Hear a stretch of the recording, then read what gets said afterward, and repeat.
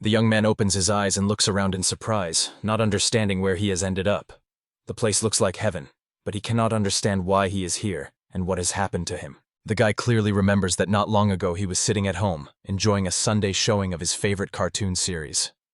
Suddenly, an unknown voice, calling his name, Kazehaya Sauta, snapped the hero out of his dreamy thoughts.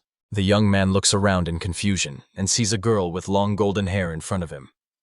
He involuntarily mutters that he feels like he's in heaven, not understanding how this is even possible. Before him appears a girl of amazing beauty with blonde straight hair and blue eyes, dressed in very revealing clothes that only emphasize her heavenly beauty. The boy's face instantly turned red, and confused thoughts swarmed in his head. Where could such a charming beauty, who looked more like a cosplayer than a celestial being, come from in such a place? He scratched the back of his head awkwardly, smiled awkwardly, and apologized to her, while at the same time daring to cautiously ask her name. "Squint one eye."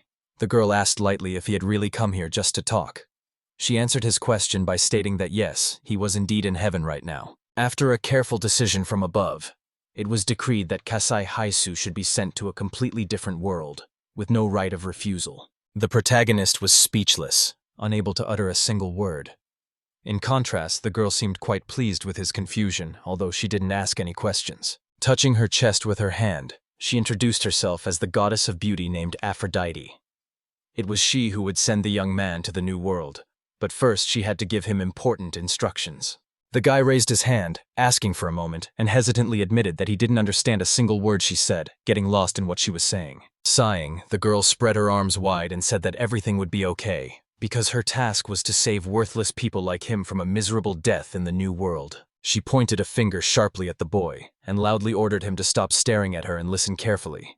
First he had to imagine the engraving's profile, but the insult still echoed in his mind. He felt hurt by her words, but he decided to act with restraint. Closing his eyes, the guy imagined a profile, and suddenly a black screen flashed before him. Several characteristics that belonged specifically to him appeared on this screen, as if in a game. The girl laughed when she learned that he was a monster tamer by profession. She mockingly stated that his job now was to raise slugs. Kazuhaya Suda looked at the goddess in shock, not understanding what she was getting at. She calmly continued her explanation.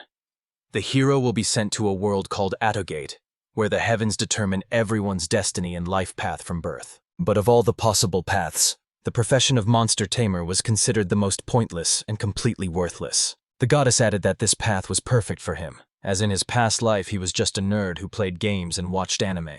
His profession was as useless as he was. The hero tried to comprehend what he had heard, but his thoughts stubbornly revolved around the fact that the girl was not as good as she seemed, because behind her sweet appearance was a rather mean nature. He was also hurt by the words about a nerd, because he was a diligent high school student, and even now, having gotten to heaven, he remained in his school uniform. The boy found it hard to believe that he was really in heaven, and that the goddess herself was standing before him.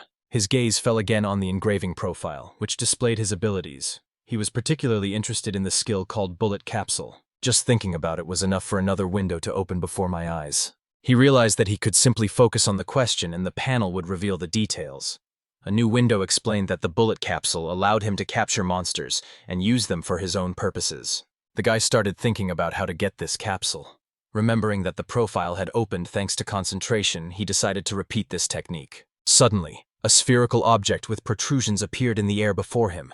A real capsule. He took it in his hands and laughed joyfully, because his plan had succeeded.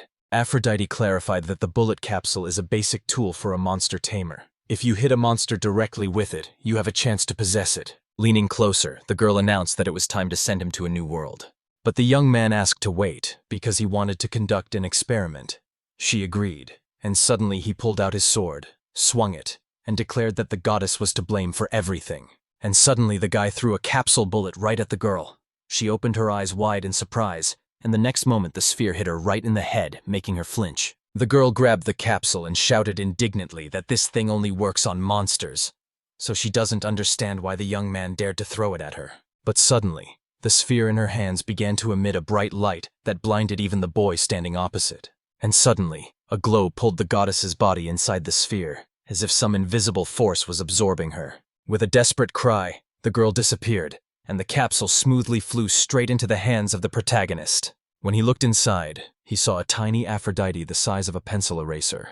A new window with data immediately appeared in front of him.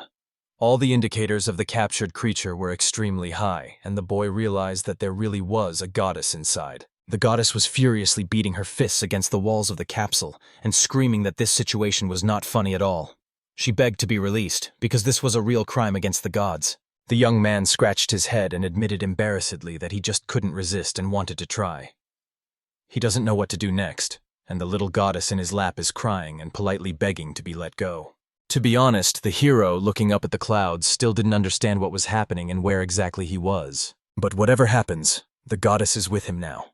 He held the capsule high above him and smiled. The main character was summoned to heaven without his consent and appointed as a monster tamer. And the first thing he did was capture the goddess in his new capsule. Resting his hand on his side and examining the sphere, the boy wondered what he should do next. But suddenly a white beam flashed above him.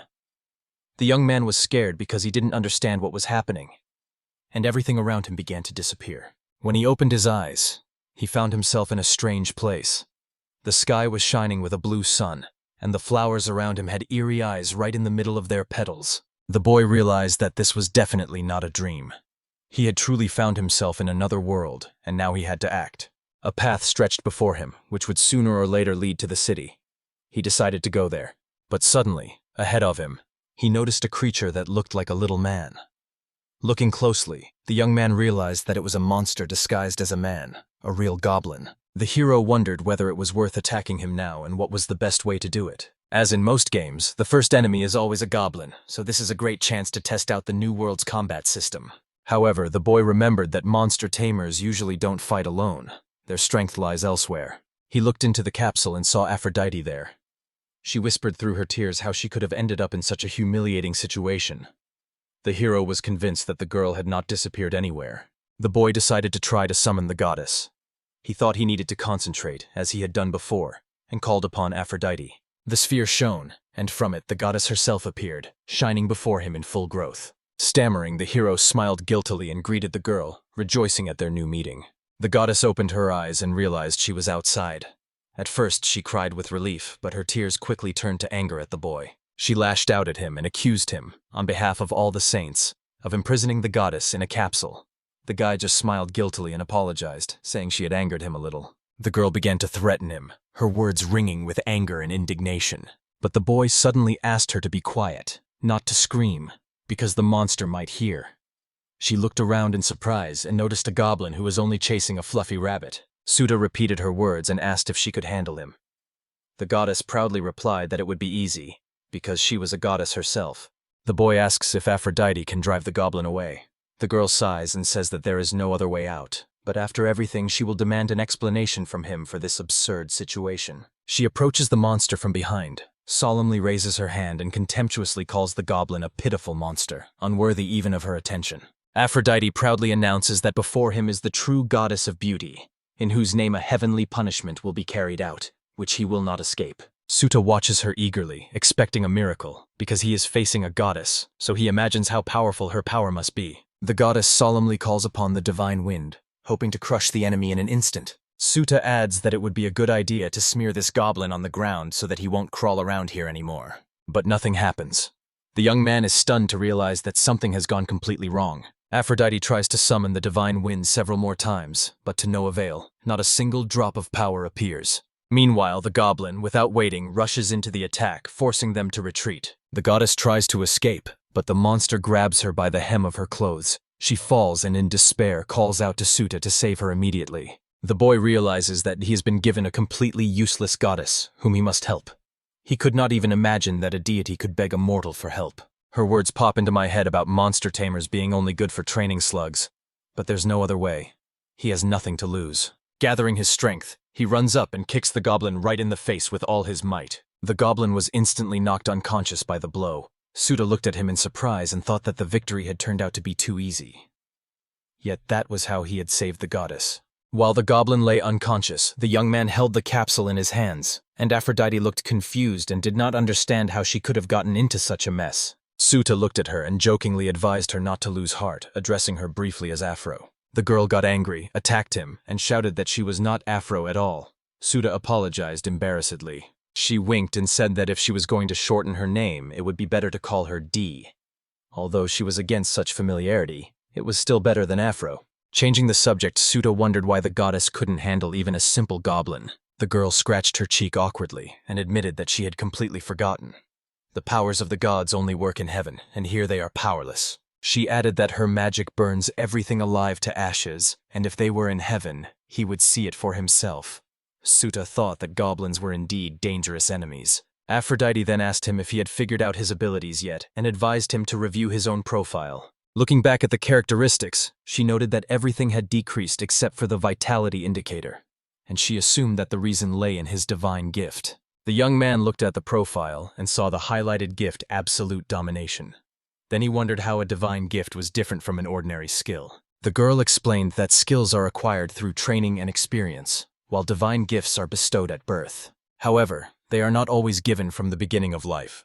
Only the great and chosen throughout history have received such a gift, and it is a rare privilege. Suta decided to review the details of his gift. It stated that absolute domination was granted to those who were able to subjugate living beings. Aphrodite wondered if he had read the details carefully and noticed all the nuances of his power. Then she screamed, reminding herself why she had previously called his gift complete garbage. Because the capsule's restriction of only catching monsters no longer applied. The young man replied that on the contrary, now it means that he can also catch people with the capsule. The girl sighed and confirmed.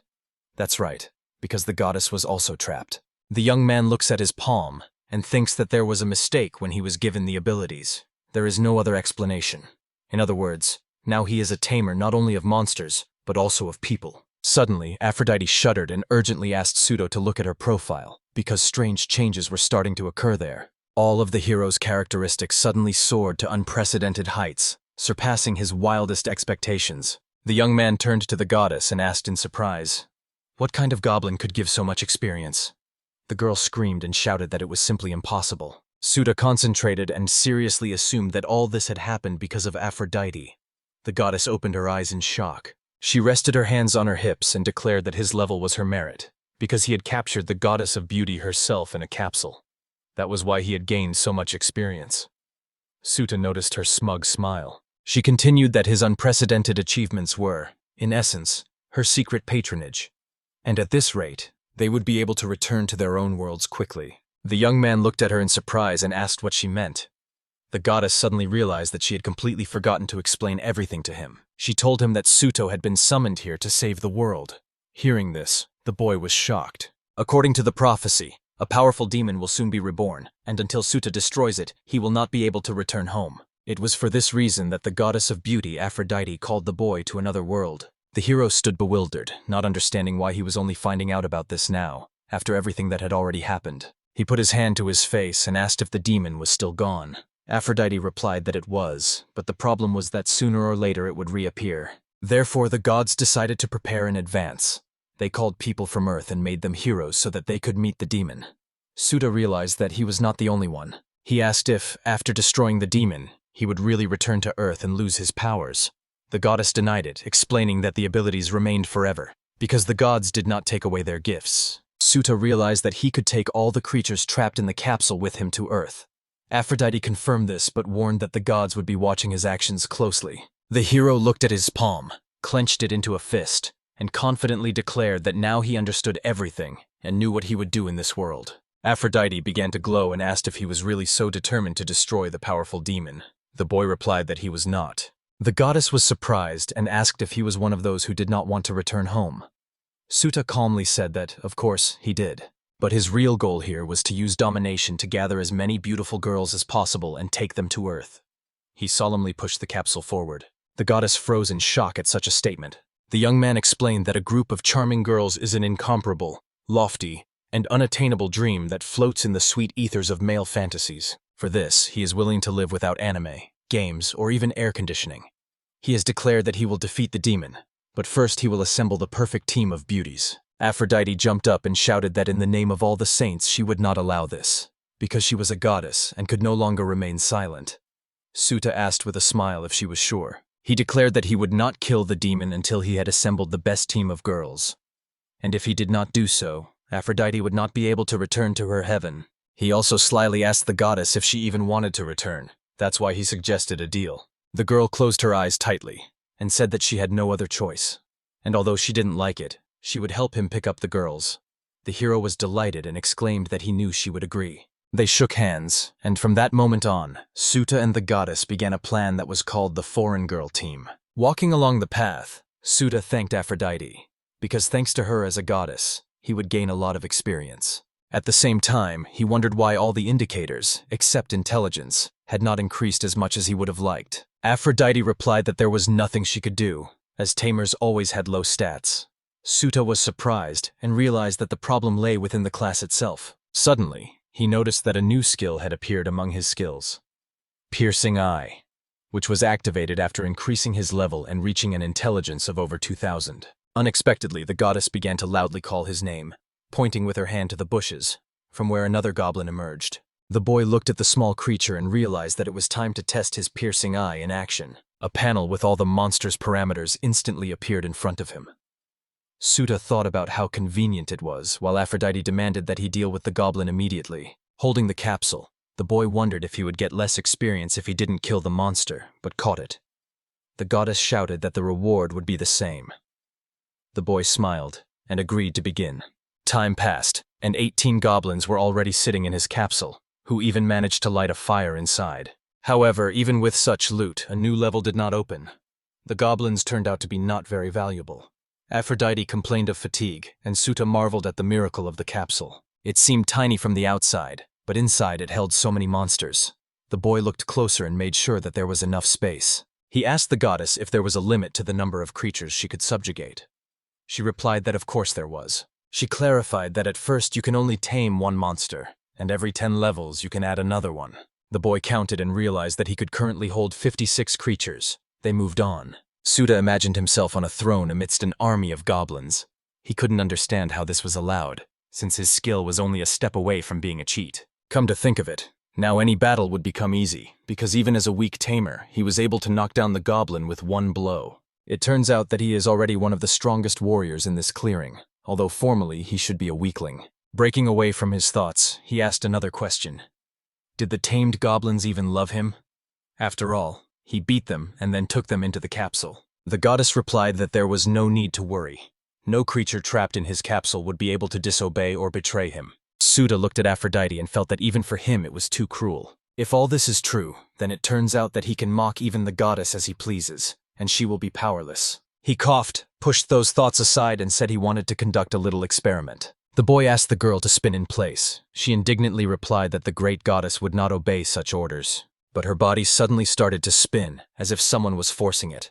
Aphrodite screamed, asking what was happening. Suta looked at it in amazement, not believing his own eyes. When the girl stopped, she burst into a scream, calling him a fool who acts in the name of all the saints with the most absurd orders. The boy scratched his head and admitted that it was a terrible order, but he needed to make sure the ability really worked. Aphrodite blushed and said that he could have just asked. She sternly warned him that she hoped the young man had no intention of giving her any shameful orders. The hero asked in surprise where she got it from. He even wondered if the gods really had clairvoyance. The goddess blushed, put her hands on her chest, and began to squeal. Then she seriously declared that she would help him gather a group of foreign girls. But she was not going to become a concubine herself. The boy asked in surprise, "What if she even likes it?" The goddess screamed in indignation and slapped him. Suta admitted that he had overdone it, because he was facing the goddess of beauty. Moreover, they were almost friends, and what kind of friend would he be if he forcibly dragged Aphrodite into his harem? Rubbing his cheek, the boy realizes that he has gone a little too far, and now he must think carefully about his behavior so as not to do such stupid things in the future. They move slowly along the road, and the goddess asks strangely how long it is to go to the city. Suddenly, she turns to the boy with a serious expression on her face. She says she wants him to put her back in the capsule. Suta is surprised, because she remembers hating being there. However, the girl explains that it is more comfortable inside. There is no hunger and no stress. In addition, the capsule restores all parameters and has a healing effect. Suta is surprised by its power. Aphrodite adds that it also protects against the curse of the gods who have descended to Earth. The boy asks in surprise about the curse. The girl replies that the powers of the gods only work in heaven, and here they are virtually defenseless. Aphrodite agrees and adds that she won't have to tie her legs in the capsule, and that Suta will release her in the city. Moving inside, the girl asks to be careful with the capsule. The guy looks at her and says that the goddess is too cunning. Eventually, Aphrodite falls asleep, and Suta tries in vain to wake her up. When she opens her eyes, she sees a multitude of goblins in front of her. She immediately exits the pod and asks if he really caught more goblins. The guy confirms that he has already caught 37 of them along the way. Then he distracts the goddess and asks her to look the other way. Finally, they reach the city. After reading the signpost, Suta learns that it is the St. Bell trading city. He is surprised that he has no trouble reading the unfamiliar symbols. Aphrodite explains that everything is true. Every immigrant from another world is given the ability to understand and read the local language. Looking around, the boy sees a goblin pulling a box and orcs working. He is surprised that monsters are being used as labor here. Next, he notices a stone turtle, which is also working. He asks the goddess if this creature can serve as a means of transportation. She replies that it is quite possible. Aphrodite adds that Suta is mistaken if she thinks she knows everything just because she is a goddess, because this is the first time in many years that she has come down to earth. The young man nods in understanding, but wonders to himself what all the fuss was about, and whether this goddess is capable of anything at all. He decides to take another look at her profile. There, apart from the viability, everything looks miserable. Then he asks why the skill column says unknown. The girl explains that it's because of the concealment skill. She clarifies that this is why others cannot see her true abilities. This is her own ability. Suta clenches her fist and says that such strength is truly worthy of a goddess. He thinks that even though the girl is helpless, she is still a goddess. If Aphrodite can find enough useful skills, they can live here together happily. The girl just giggles. Suta notices her suddenly looking away and asks what's wrong. The goddess closes her eyes and says that because of the curse, most of her skills are blocked, so his expectations are in vain. The boy sighs and says that this is exactly what he expected. After all, if the gods could use their power to the fullest extent, there would be no need to call in strangers. The girl awkwardly admits that she really can't use her abilities here, and her skills don't work in this world. She asks the guy if he will leave her because she is powerless and useless. The young man just stares at her in silence. The goddess trembles and rushes towards him, demanding an answer. She begs him not to leave her to certain death, and also scares him with a curse and the fact that he will end up in hell if he betrays her. Embarrassed, the young man exclaims that he will never leave the goddess, but asks her to leave him alone.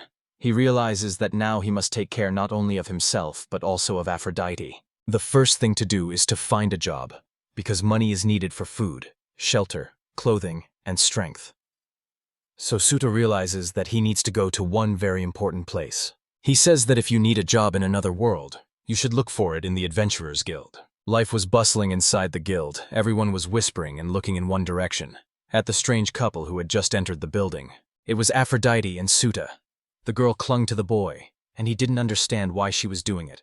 The goddess asks him to look around and asks if he sees at least one person who is not looking at them. The guy sighs and says it's because of their appearance. He's in his school uniform and she's in her heavenly attire, so there's no need to be surprised. Everyone starts whispering, because in front of them is an incredibly beautiful girl who immediately attracts attention. Suta understands that it is not about the two of them, but only about Aphrodite's attractiveness. He decides to act decisively, and then someone greets them and asks if they are adventurers. Chloe Grice of the Katsi clan, an 18-year-old girl, appears before them. Suta immediately notices the cat ears on her head. He looks at her in fascination, and in his mind calls her the beauty from his dreams. He longs to capture her in a capsule. But Aphrodite from behind angrily asks the boy what he is thinking about right now. Meanwhile, Chloe asks if there's anything she can do to help. Suta replies that they're looking for work. She guesses that this is their first visit to the guild. The guy says they just arrived in this city. Chloe immediately suggests they register, gives them a sheet of paper and asks them to write their name. Suta writes in unfamiliar characters and realizes that he can not only read, but also write them. Later, he receives his first adventurer card. It is a very important thing in the guild, so it must be protected. Chloe says that she is obliged to give them a briefing. She explains, a guild is an organization where adventurers carry out orders from the government or private individuals. The tasks can be anything from destroying monsters to finding kittens. If adventurers perform well and have a high rank, they receive more difficult and profitable quests. Suta asks Chloe how to increase her rank. She smiles and says that it's enough to benefit the guild and the rank will grow by itself. Aphrodite notes that such a condition sounds too vague and unclear. Suta understands that even if he does a good job, but management doesn't like him, his career may stall. Chloe interrupts his thoughts and points to the bulletin board. She explains that there are orders placed there. The adventurers need to choose their first quest, so she asks Suta to choose. The guy looks at the ad for a long time, marks the 3 best options, and then asks Chloe how he will prove that he defeated the monster. She replies that a part of its body should be brought. For example, in the case of a wolf, a fang. Suta realizes that it's better to be friends with monsters than to kill them, so he takes on the task of gathering medicinal herbs. The quest was officially accepted. Chloe announces that the new members will receive a gift, a newbie's kit. Suta thanks her. As he leaves the guild, he says that it's a real guild, judging by the support of the new members. Aphrodite asks why they don't look for herbs near the city. Suta replies that they can do it here, but they need a deeper and more secluded place. The goddess doesn't understand why. The boy explains that he will release the goblins to gather herbs, but if they are spotted, there will be problems. He does not want other adventurers to kill his subordinates. Aphrodite agrees with this idea. She adds that the idea is not bad, but admits that she is tired and asks to rest in the capsule, after which she disappears into it. Suta decides that it is time to start. He activates the capsule. A whole troop of small goblins appears before him. Suta proudly thinks that this is his little army of 37 goblins, led by a goddess. He remembers how much effort he put into gathering them. Breaking away from his thoughts, the boy turns to the goblins, ordering them to listen to him carefully. He shows a picture in the book and explains that you need to collect exactly these herbs depicted on the page, medicinal plants. Suta says that they should store what they have gathered under the roots of the nearest tree, and if they encounter anyone else, they should run away and avoid fighting. After giving the order, he watches as the goblins immediately get to work. The boy feels like he put his whole soul into his speech, and he only hopes the goblins understood him. He feels a strange excitement, but he admits that collecting everything himself is not an option. One goblin was already gathering herbs when something dark and ominous began to follow him from the bushes. Soon, a whole bunch of medicinal plants grew under the tree. Suta sincerely praises his charges. Most of the goblins have returned, while the boy hasn't found a single blade of grass in 2 hours. It becomes clear to him that it is the creature's instincts that play the main role. He looks at the pod and thinks he's caught 15 more goblins. So that's a good result. He puts everyone back in the pod, but notices that not everyone has returned. Suddenly, a crackling and rustling sound comes from the bushes. Angry wolves come out of there. Looking at the jaw of one of them, Suta realizes they were the ones who tore apart his missing goblins. The hero becomes more serious and thinks that these wolves should not expect mercy. The wolves surround him. There are 5 of them, and the boy realizes that he doesn't have enough strength, even with the capsule in his hand. He summons a squad of his goblins and throws them into battle. Observing, Suta realizes that the wolves are stronger, but his goblins are much more cunning and act as a team. Now the odds on both sides seem about even. The guy throws the capsule at one of the wolves, and although there are fewer wolves, the goblins are outnumbered, so they gradually gain the upper hand. Suta eventually catches all 5 wolves. He thinks that if he encounters more goblins, he will have to summon the wolves to balance the forces. Aphrodite, carrying the bag, begins to get indignant, shouting that she has had enough. Should a goddess carry such things? Suta replies that there is no other way, because closer to the city the goblins might attract attention. He notices that his collection of creatures has grown, but the level for some reason has remained the same. Instead, the boy received a new skill, monster crossbreeding. After reading the requirements, he realized that the number of creatures caught affected the ability to unlock skills. So now he could create new types of monsters. The young man decides to try this skill in the evening. Upon returning to the Adventurers Guild, Aphrodite and Suta received a reward of 40,000 kula. The guy thanks Chloe for the reward, and she enthusiastically exclaims that Suta is simply unbeatable. She adds that the young man and the goddess completed the task in just half a day. For a novice, finding even one plant in a day is considered a huge success. Suta scratched the back of his head awkwardly and replied that there was nothing complicated about it. Although he was not the one collecting, but the goblins, the compliments from such a beauty warmed his heart. After leaving the guild, he asks Aphrodite how much they earn in yen. The goddess replies, 1 coal is slightly more expensive than 1 yen. Suta asks in astonishment if they really earned over 40,000 yen in half a day. Aphrodite confirms but says that it is too much for someone like him. The boy decides to find an inn. Soon, Aphrodite asks in horror what kind of den he chose and why he couldn't find a better hotel. Suta rented a room for 4,000 coals a day with 2 meals. The guy replies that they have a roof over their heads and a separate room. And what else does a goddess need? There's not much money, and besides, they have to feed monsters. The goddess agrees with him and says that she would rather go to the capsule. As she disappears there, she wishes him good night. Suta wonders how much sleep she has had today. Sitting on the bed, he says that the bed is ready. The monsters are fed. It's time to try out a new skill, monster crossbreeding. But in a moment, Suta is surprised. The system reports that even Aphrodite can be crossed. The guy thinks, what if we cross her with a goblin? And although he wants to check, he restrains himself and chooses a goblin. Next, you need to choose a creature for the sacrifice. Suda decides to use a wolf, but the system rejects the combination. He realizes that a goblin and a wolf cannot be crossed, and the only option left is goblin plus goblin. He sees that such a union creates an elite goblin with new skills and enhanced characteristics, which even a wolf will no longer be able to overcome. Suda also notes that elite goblins can be combined with each other to create a goblin knight, but the number of monsters is limited, so you have to be smart. After 20 minutes, from 42 ordinary goblins, the boy created 1 elite and 10 goblin knights. Their equipment and appearance changed. The elite goblin looked like a brave recruit, and the goblin knight looked like a hardened commander. Suta thinks that their level of ability has stagnated, but they are the strongest army at the moment. He says goodbye until tomorrow and wishes them more victories. Meanwhile, deep in the night, a young, beautiful girl was running through the dark forest. She was running away from a pack of evil men who were trying to grab her. The girl was feverishly thinking about what to do next, realizing that now everything would go completely differently. One man tells his friend that if she runs away, Bakraj will kill them. Another wonders why the potion didn't work on the girl. They understand there is no choice. He orders the others that if they damage the valuable merchandise, they will be in trouble. But it is better than letting her escape. He shouts, "Prepare to shoot!" Everyone aims arrows at the girl. The next moment, one arrow hits her right in the shoulder. She falls and rolls down the cliff, begging the powerful demon to save her. Meanwhile, Aphrodite leisurely follows Suta and asks where they are heading, as the castle forest is in a completely different direction. The guy replies that he does, but first he wants to visit one special place, namely, to a trading shop licensed by the Adventurers Guild called Silver Shield. Suta had heard about this shop from Chloe. Thanks to the guild's license, adventurers were exempt from duty on goods, so the prices were affordable, and they could buy everything they needed. At the entrance, they were met by a man named Edgar Martin. He greeted the visitors and immediately offered to buy something. Suta says that he needs clothes first. Edgar notices that the couple look like they've put on whatever they can find. He asks them to move on. Aphrodite turns to Suta and asks if she can buy new clothes too. The young man replies that her current clothes are too conspicuous, so new clothes are needed. The goddess is beaming with joy, saying that this is the first time she will be buying clothes for herself. She adds that only regulated clothing is allowed in heaven.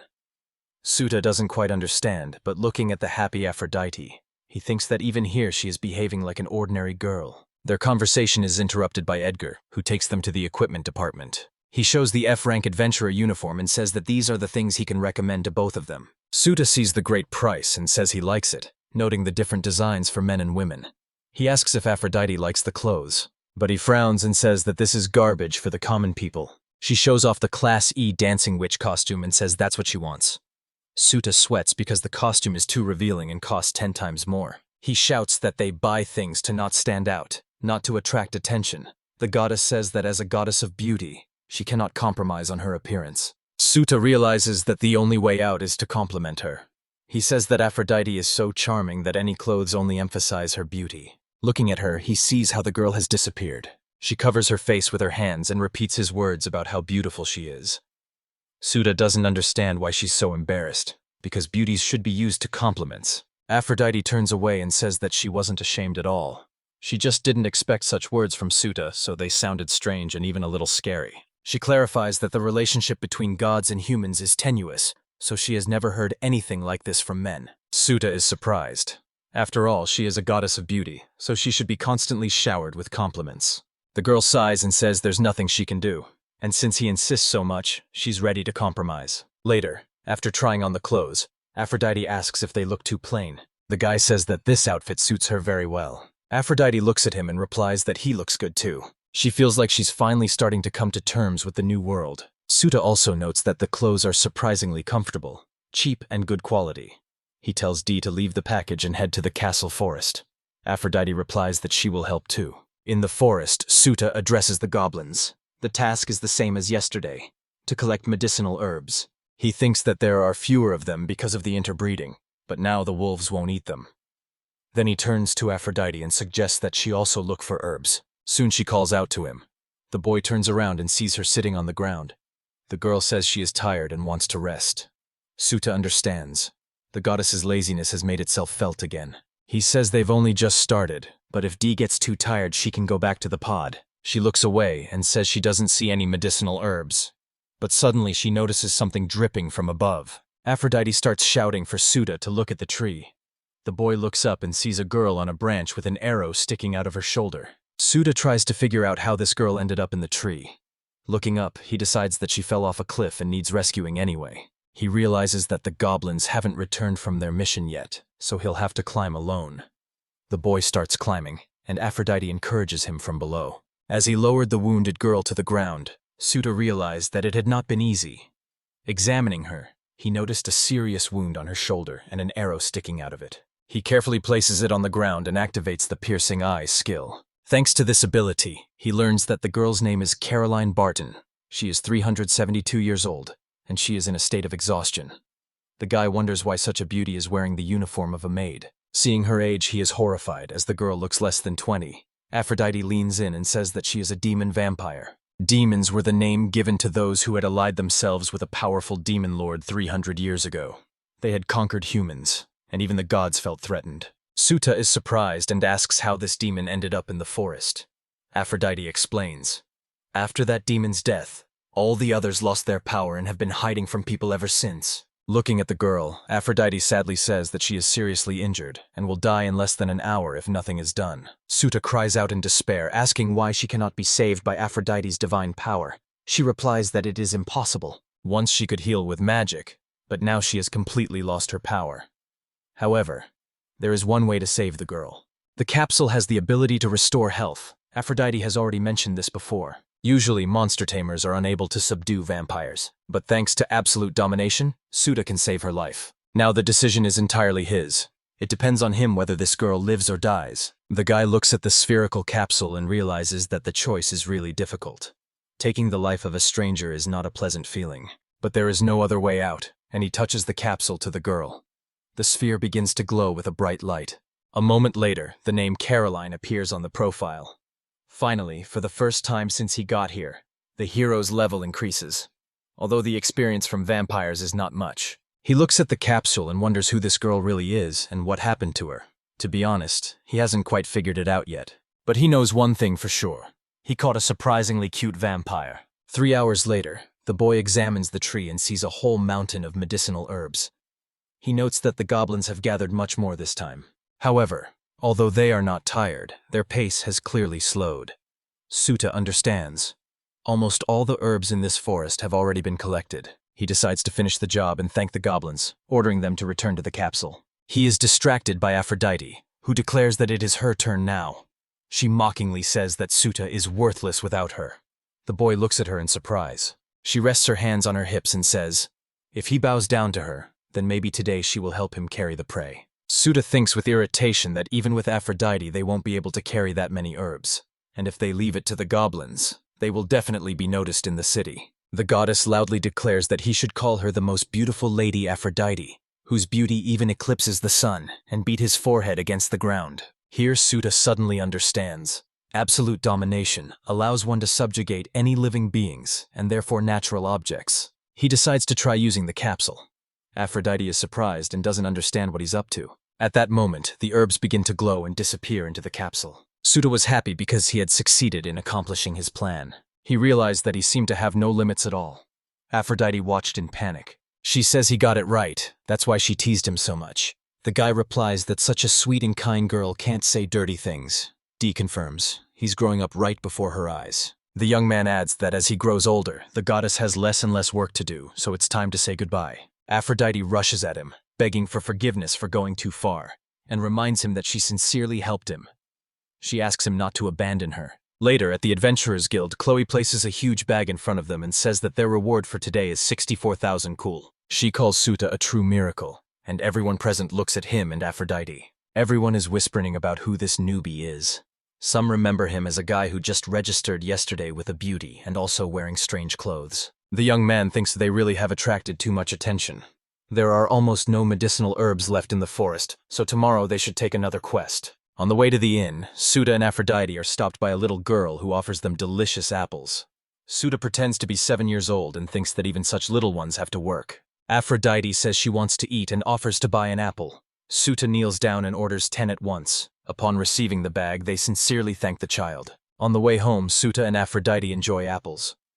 The young man thinks they are the same as on Earth, but the taste is much richer. This is the first sweet food he has had since he got here. But suddenly someone calls out to them and demands they stop. It was Bakraja Ackerman, a man of 37 years, angry and cruel in appearance. People recognized him and called him Lord. No one understood why he was here. The man hands Suta and Aphrodite a piece of paper with a portrait of a girl and asks if they recognize her. They immediately realize that it is Carolina, whom Suta recently placed in a capsule. The guy tries to understand why these people need Carolina. Bakraja interrupts his thoughts and sharply asks why he is silent, if he knows anything.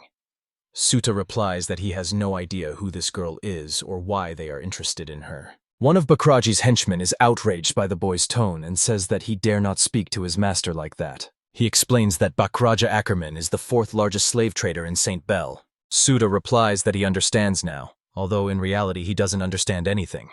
The assistant warns, one more act of impudence and the young man will lose his worthless life. He adds that the girl from the postcard is their purchased product that ran away. Suta gradually pieces together the picture. Carolina really did run away from these people, not wanting slavery, and during her escape was injured and fell off a cliff. He swears to himself that he will keep her safe. Bakraja and his henchmen turn away and laugh loudly, spreading rumors that Suta is also involved in the slavery. Aphrodite nervously says that she has a bad feeling. Witnesses to the commotion approach the boy and the goddess and say that this could ruin them, as meeting Lord Bakraja will turn into a horror. Suta does not understand what is being said. A man asks if he even knows who Bakraja is. Suta replies that he and Aphrodite have just arrived in town. He decides to tell them but asks them to keep quiet. It is said that Bakraja lives a life of filthy pleasures with his slaves, and countless of them die cruelly. If he lures Suta to his estate and draws up a deed of ownership, the young man's life will be over. Suta thinks that's exactly what happened to Carolina, so it's better not to get involved in this story. But his thoughts are suddenly interrupted by the scream of Bakraji Ackerman. The man shouted at the girl who had recently sold apples to Suta, saying that she had no right to sell without permission. Suta recognized the girl as an apple seller. Meanwhile, Bakraja, with a terrible smile, approached her and roughly grabbed her. He said that bad girls should be punished, dragged her along and threatened to teach her obedience at home. But suddenly a scream was heard from the side. It was Suta. The boy asked what right this man had to use force on children because such behavior was unworthy of an adult. In his mind, he remembered that he had promised not to interfere, but his heart was breaking, and he took this foolish but inevitable step. Bakraja Ackerman looked at him ominously and said that it was those adventurers again. He started shouting, asking if the guy had any complaints. Aphrodite placed her hands on the girl's shoulders, and Suta thought that his only complaint was that the slavery of little girls was only possible in 2D, and monsters like Bakraja should only exist in manga. The man became even more furious.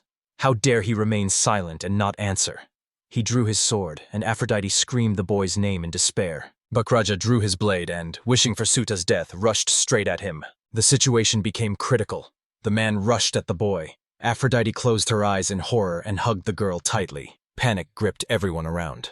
And suddenly something began to shine. Bakraji's blade stopped the goblin as it jumped out of the capsule. Suta held it just behind his back. The slave trader realized that the young man was a monster tamer. But what did that mean? He easily knocked the weapon out of the goblin's hands and struck him on the armor. Suta realized that despite his clumsy appearance, this man moved very skillfully. Bakraja promised to make the tamer regret his resistance and ordered his subordinates to surround him. All the passers-by ran away to avoid becoming victims of the battle. Suta looked at the capsule and ordered the goblins to protect the defenseless. At that moment, over a dozen goblin knights appeared next to him, ready for battle. Bakraja was surprised by such a large number and exclaimed that it was impossible.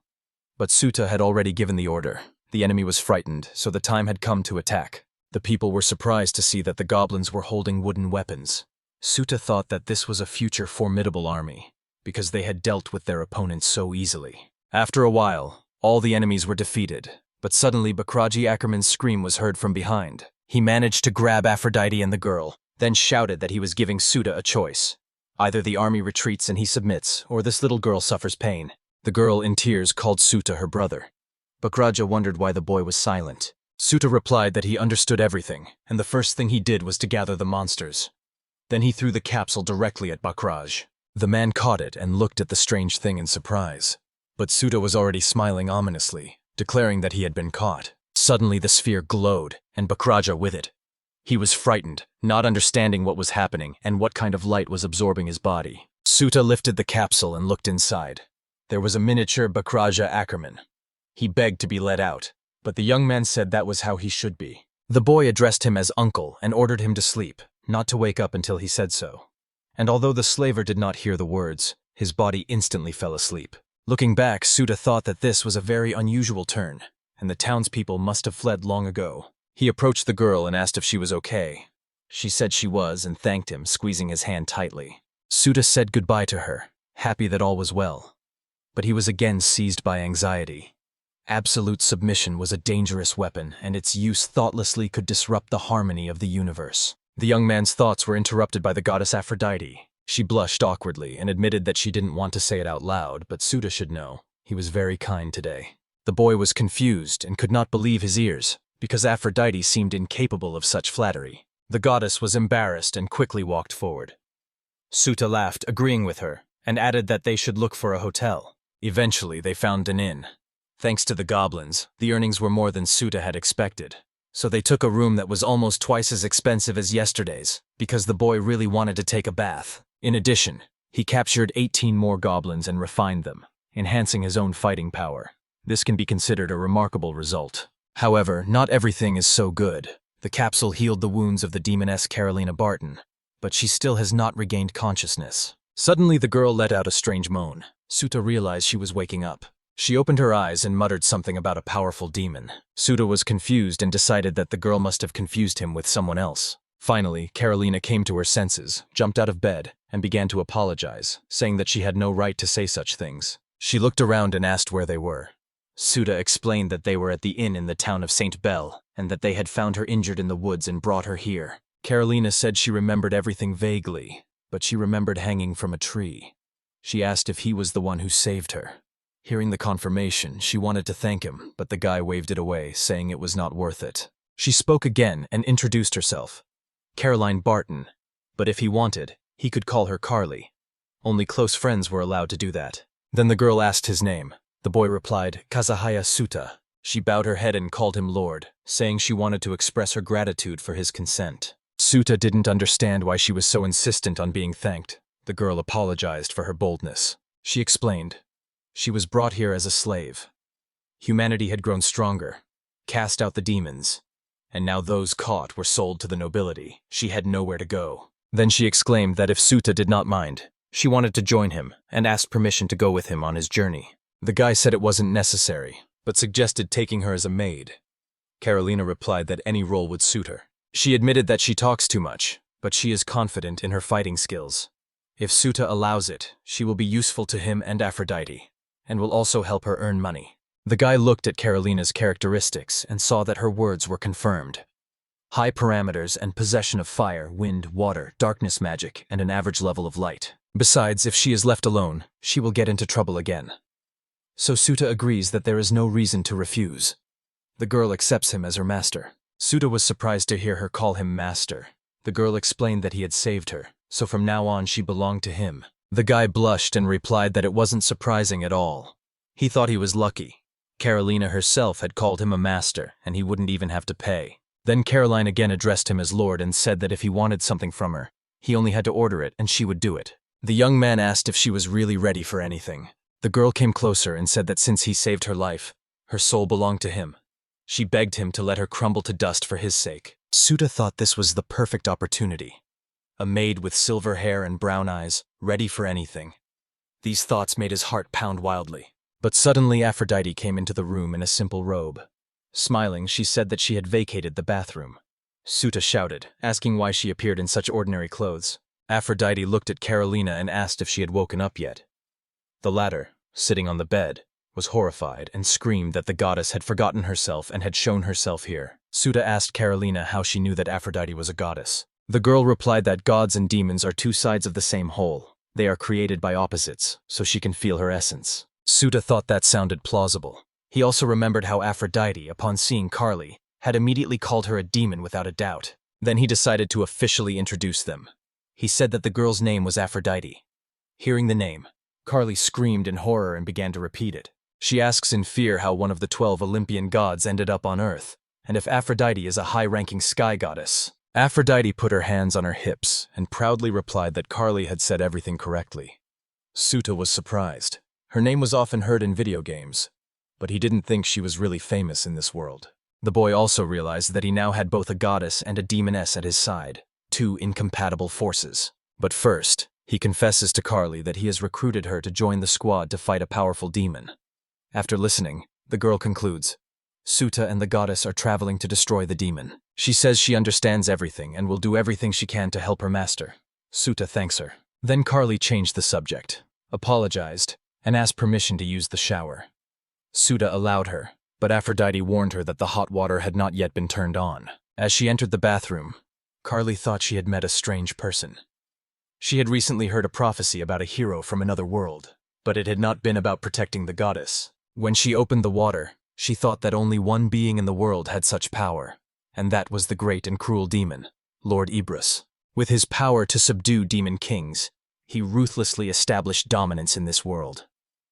Seeing Suta for the first time, Carly remembered his face, which strangely reminded her of Ibris. As a servant, she had never felt such devotion as she did to Lord Ibris, and that was why she fell in love with him. Her intuition told her that Mr. Suta was Mr. Ibris reborn. Sitting in the bath, she thought that the soul of a demon with such power could not die with the body, and indeed, it was prophesied that he would be reborn after death. But it seemed that Suta himself did not realize this.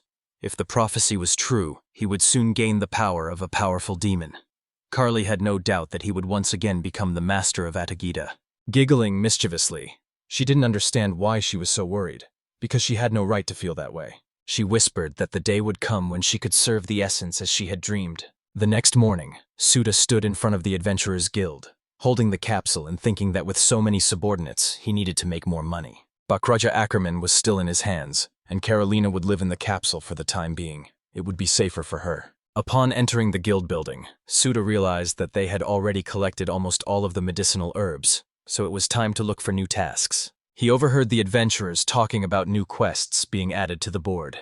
One of them mentioned that after yesterday's rainstorm in the swamps of Zomalia, the monsters had become too active. Approaching the board, Suta considered 3 tasks: taming the light mushrooms, taming the slime amoeba, and gathering mushrooms for medicinal potions. The young man thought that all these tasks were very convenient because they were located near the Zomalia swamps, so he decided to take them all at once. 2 hours later, he was standing right next to the swamp. Suta raised the capsule to his face and made sure no one was around. Then Aphrodite and Carolina appeared next to him. They were surprised to note that they could indeed enter and exit the capsule freely. Carly reasoned that absolute domination was already too much power for an ordinary person. Their conversation was suddenly interrupted by Aphrodite, who screamed, pointing at a small mushroom that was racing straight towards them. It was a monster mushroom. This monster was called the Light Mushroom. It was level 2. Its highest stat was Vitality, and it also had the ability of paralyzing powder. Suta approached Carly, saying he wanted to test her fighting skills, so he offered her a fight with a mushroom. He asked her not to kill him, but only to exhaust his strength. The girl replied that she could be relied on and moved forward resolutely. In her mind, she resolved to impress her master by all means. The mushroom prepared to attack and released a cloud of paralyzing powder. Suta thought that he had allowed the fight to go on for nothing, not knowing the enemy's abilities. And Carly whispered that she could taste mushrooms in the air. Using magic, she dispelled the spores, scattering them with the wind. The little mushroom monster trembled in fear. Suta was surprised to note that Carly had managed to disperse the spores with wind magic. The next moment, the girl flew up and was right behind the mushroom. She kicked him sharply, shattering him. Then she looked back awkwardly at the hero. Suta gave a thumbs up, enthusiastically saying that her attack was brilliant. He praised Carly, assuring her that she could be relied on. The girl thanked him embarrassedly, while Aphrodite frowned displeasedly from the side. The goddess waved her hands and shouted that she would be the most useful on the team. Suta threw the capsule and said that together they would quickly cope and return to the city. He explained that their task now was to collect medicinal mushrooms.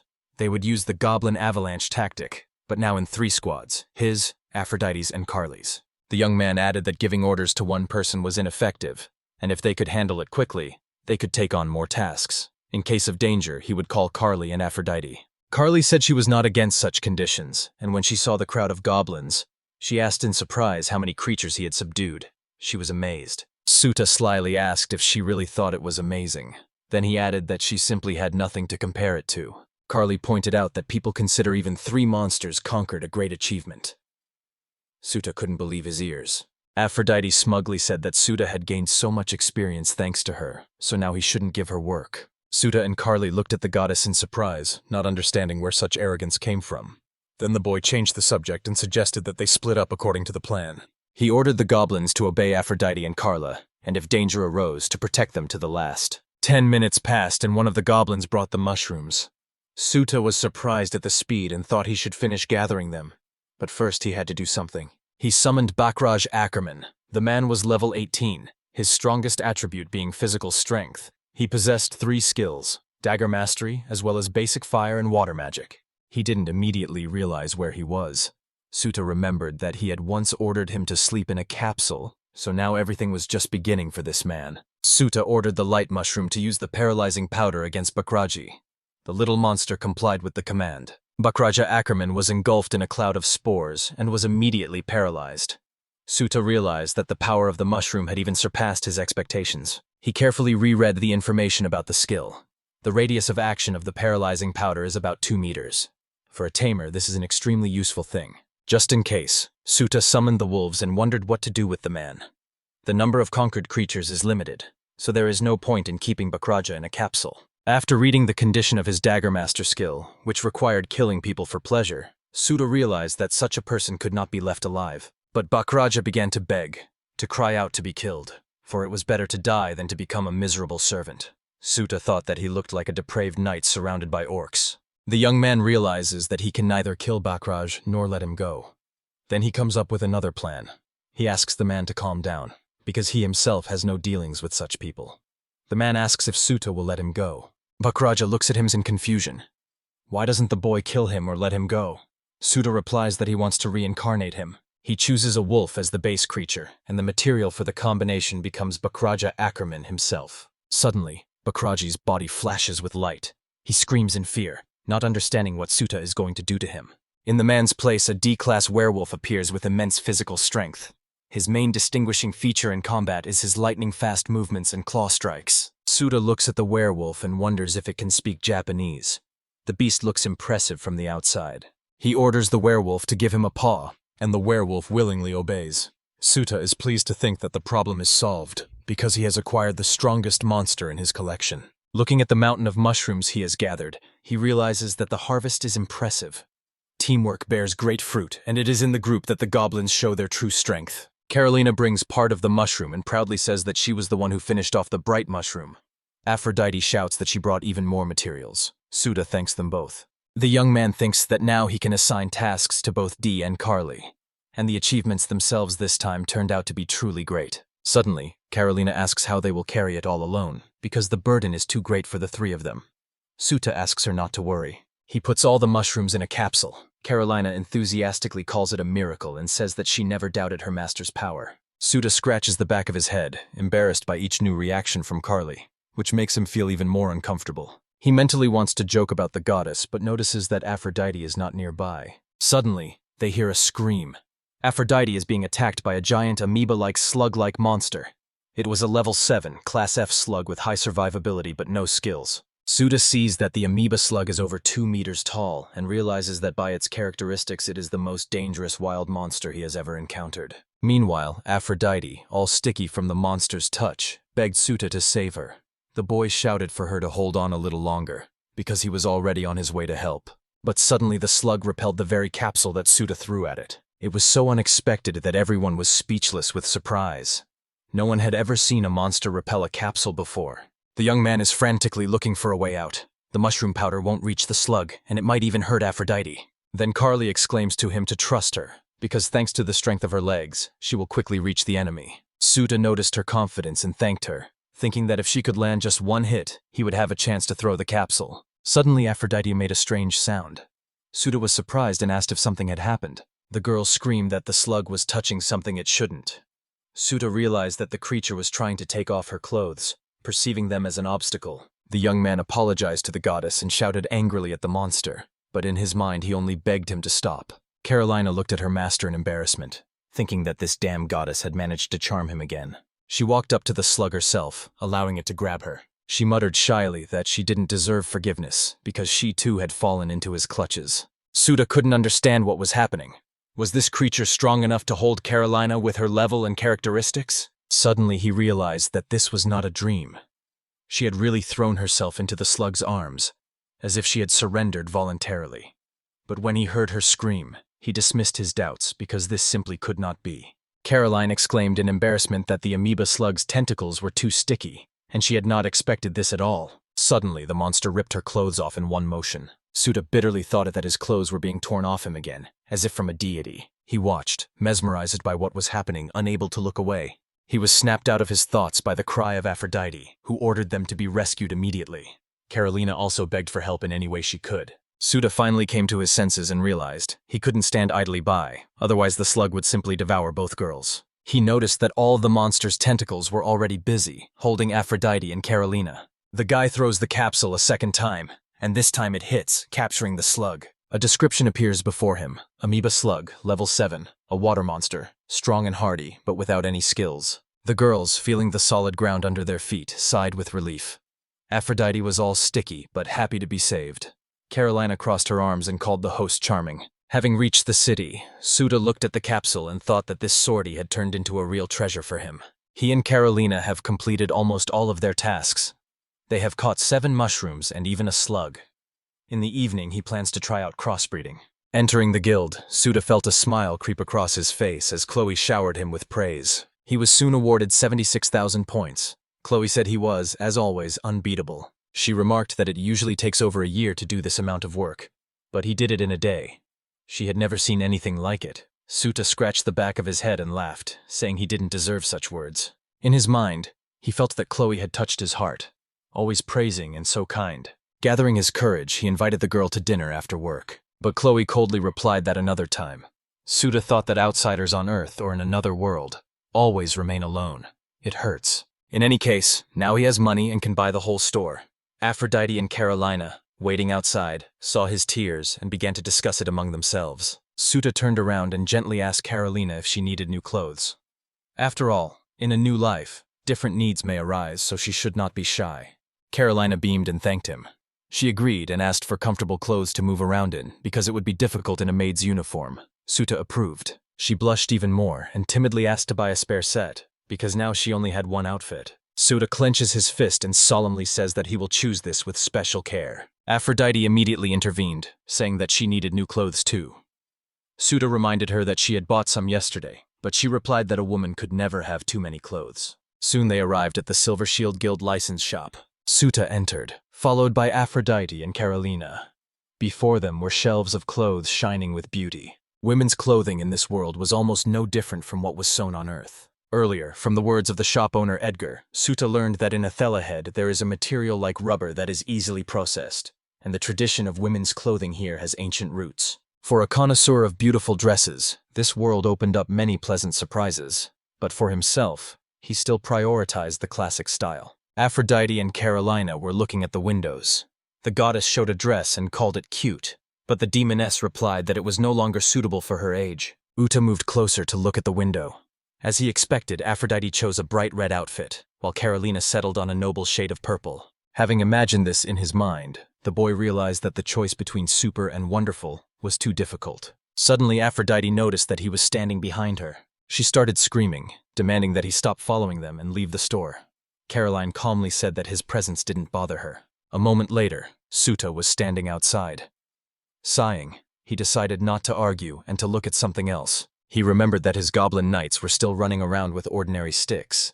He decided he should get them real weapons. Suta called the merchant from the weapons shop and asked if he had anything suitable for beginners. The man, thoughtfully propping his chin with his fist, said that he had something, but he couldn't advise on it. Suta was surprised. Why was that? The seller explained that this is not a specialized store, so the weapons are few and poorly tested. It is better to buy from a place where quality is guaranteed. He added that many shops even repair weapons for free for a certain period of time after purchase. Suta was surprised, and the salesman recommended a good gun shop in Saint Belle. Aphrodite and Carolina soon returned. Suta was eager to see Carolina's new look. The girl purchased a Class E Ranger armor and Class F leather boots. She was worried that it was expensive, but Suta praised her choice and told her not to worry about the price. At this time, Aphrodite peeked at the price tag and became angry. Carolina's clothes cost 6 times more than her own. Suta promised that next time he would buy her a new suit too. Aphrodite appeared and made him promise. Eventually, they came to the gun shop Edgar had told them about. From the description, Suta realized that it was the one in front of them. But Aphrodite whispered to her not to come here. Carolina also agreed that it would be better to find another place, because the store looked awful. An old cracked building with shuttered windows. The name Bloody Blade only added to the gloom. Suta even imagined the owner as a grumbling weirdo. The door was closed, so he decided to come another time. But suddenly the door opened and a pretty girl came out. It was Ciel Oderlo, a dwarf who looked about 13. She opened her eyes and, greeting the bright sky, said that she hadn't seen anyone in a long time. Suta, Aphrodite, and Carolina froze in surprise. The girl noticed 3 visitors. She asked if they had come to this particular store. Suta cautiously asked if she was the owner by any chance. The girl replied that he had guessed. Yes, the blood blade shop belonged to her, and her name was Ciel Oderlo. Smiling, she rubbed her cheek and gently asked what kind of weapon the guests were looking for. She added that she had just finished an important task and was ready to serve them. Suta was confused. He couldn't believe that this entire gloomy armory belonged to a 13-year-old girl. Suddenly, Ciel's eyes widened and she exclaimed to him as if he were a Mr. Adventurer. She pointed at Aphrodite and Caroline, asking if these beauties had really come with him. She said that she felt like a cold shower. It was the first time she had seen such charming visitors. The girl called them incredibly beautiful. Carolina blushed embarrassedly, and Aphrodite proudly announced that the decision had been made. They would buy weapons right here, at the Bloody Blade. Suta noticed that a moment ago Aphrodite had told them to go to another store, but she had waved it off, saying she didn't remember anything like that. Aphrodite says that her beauty almost knocked her off her feet, so this little one has great hopes.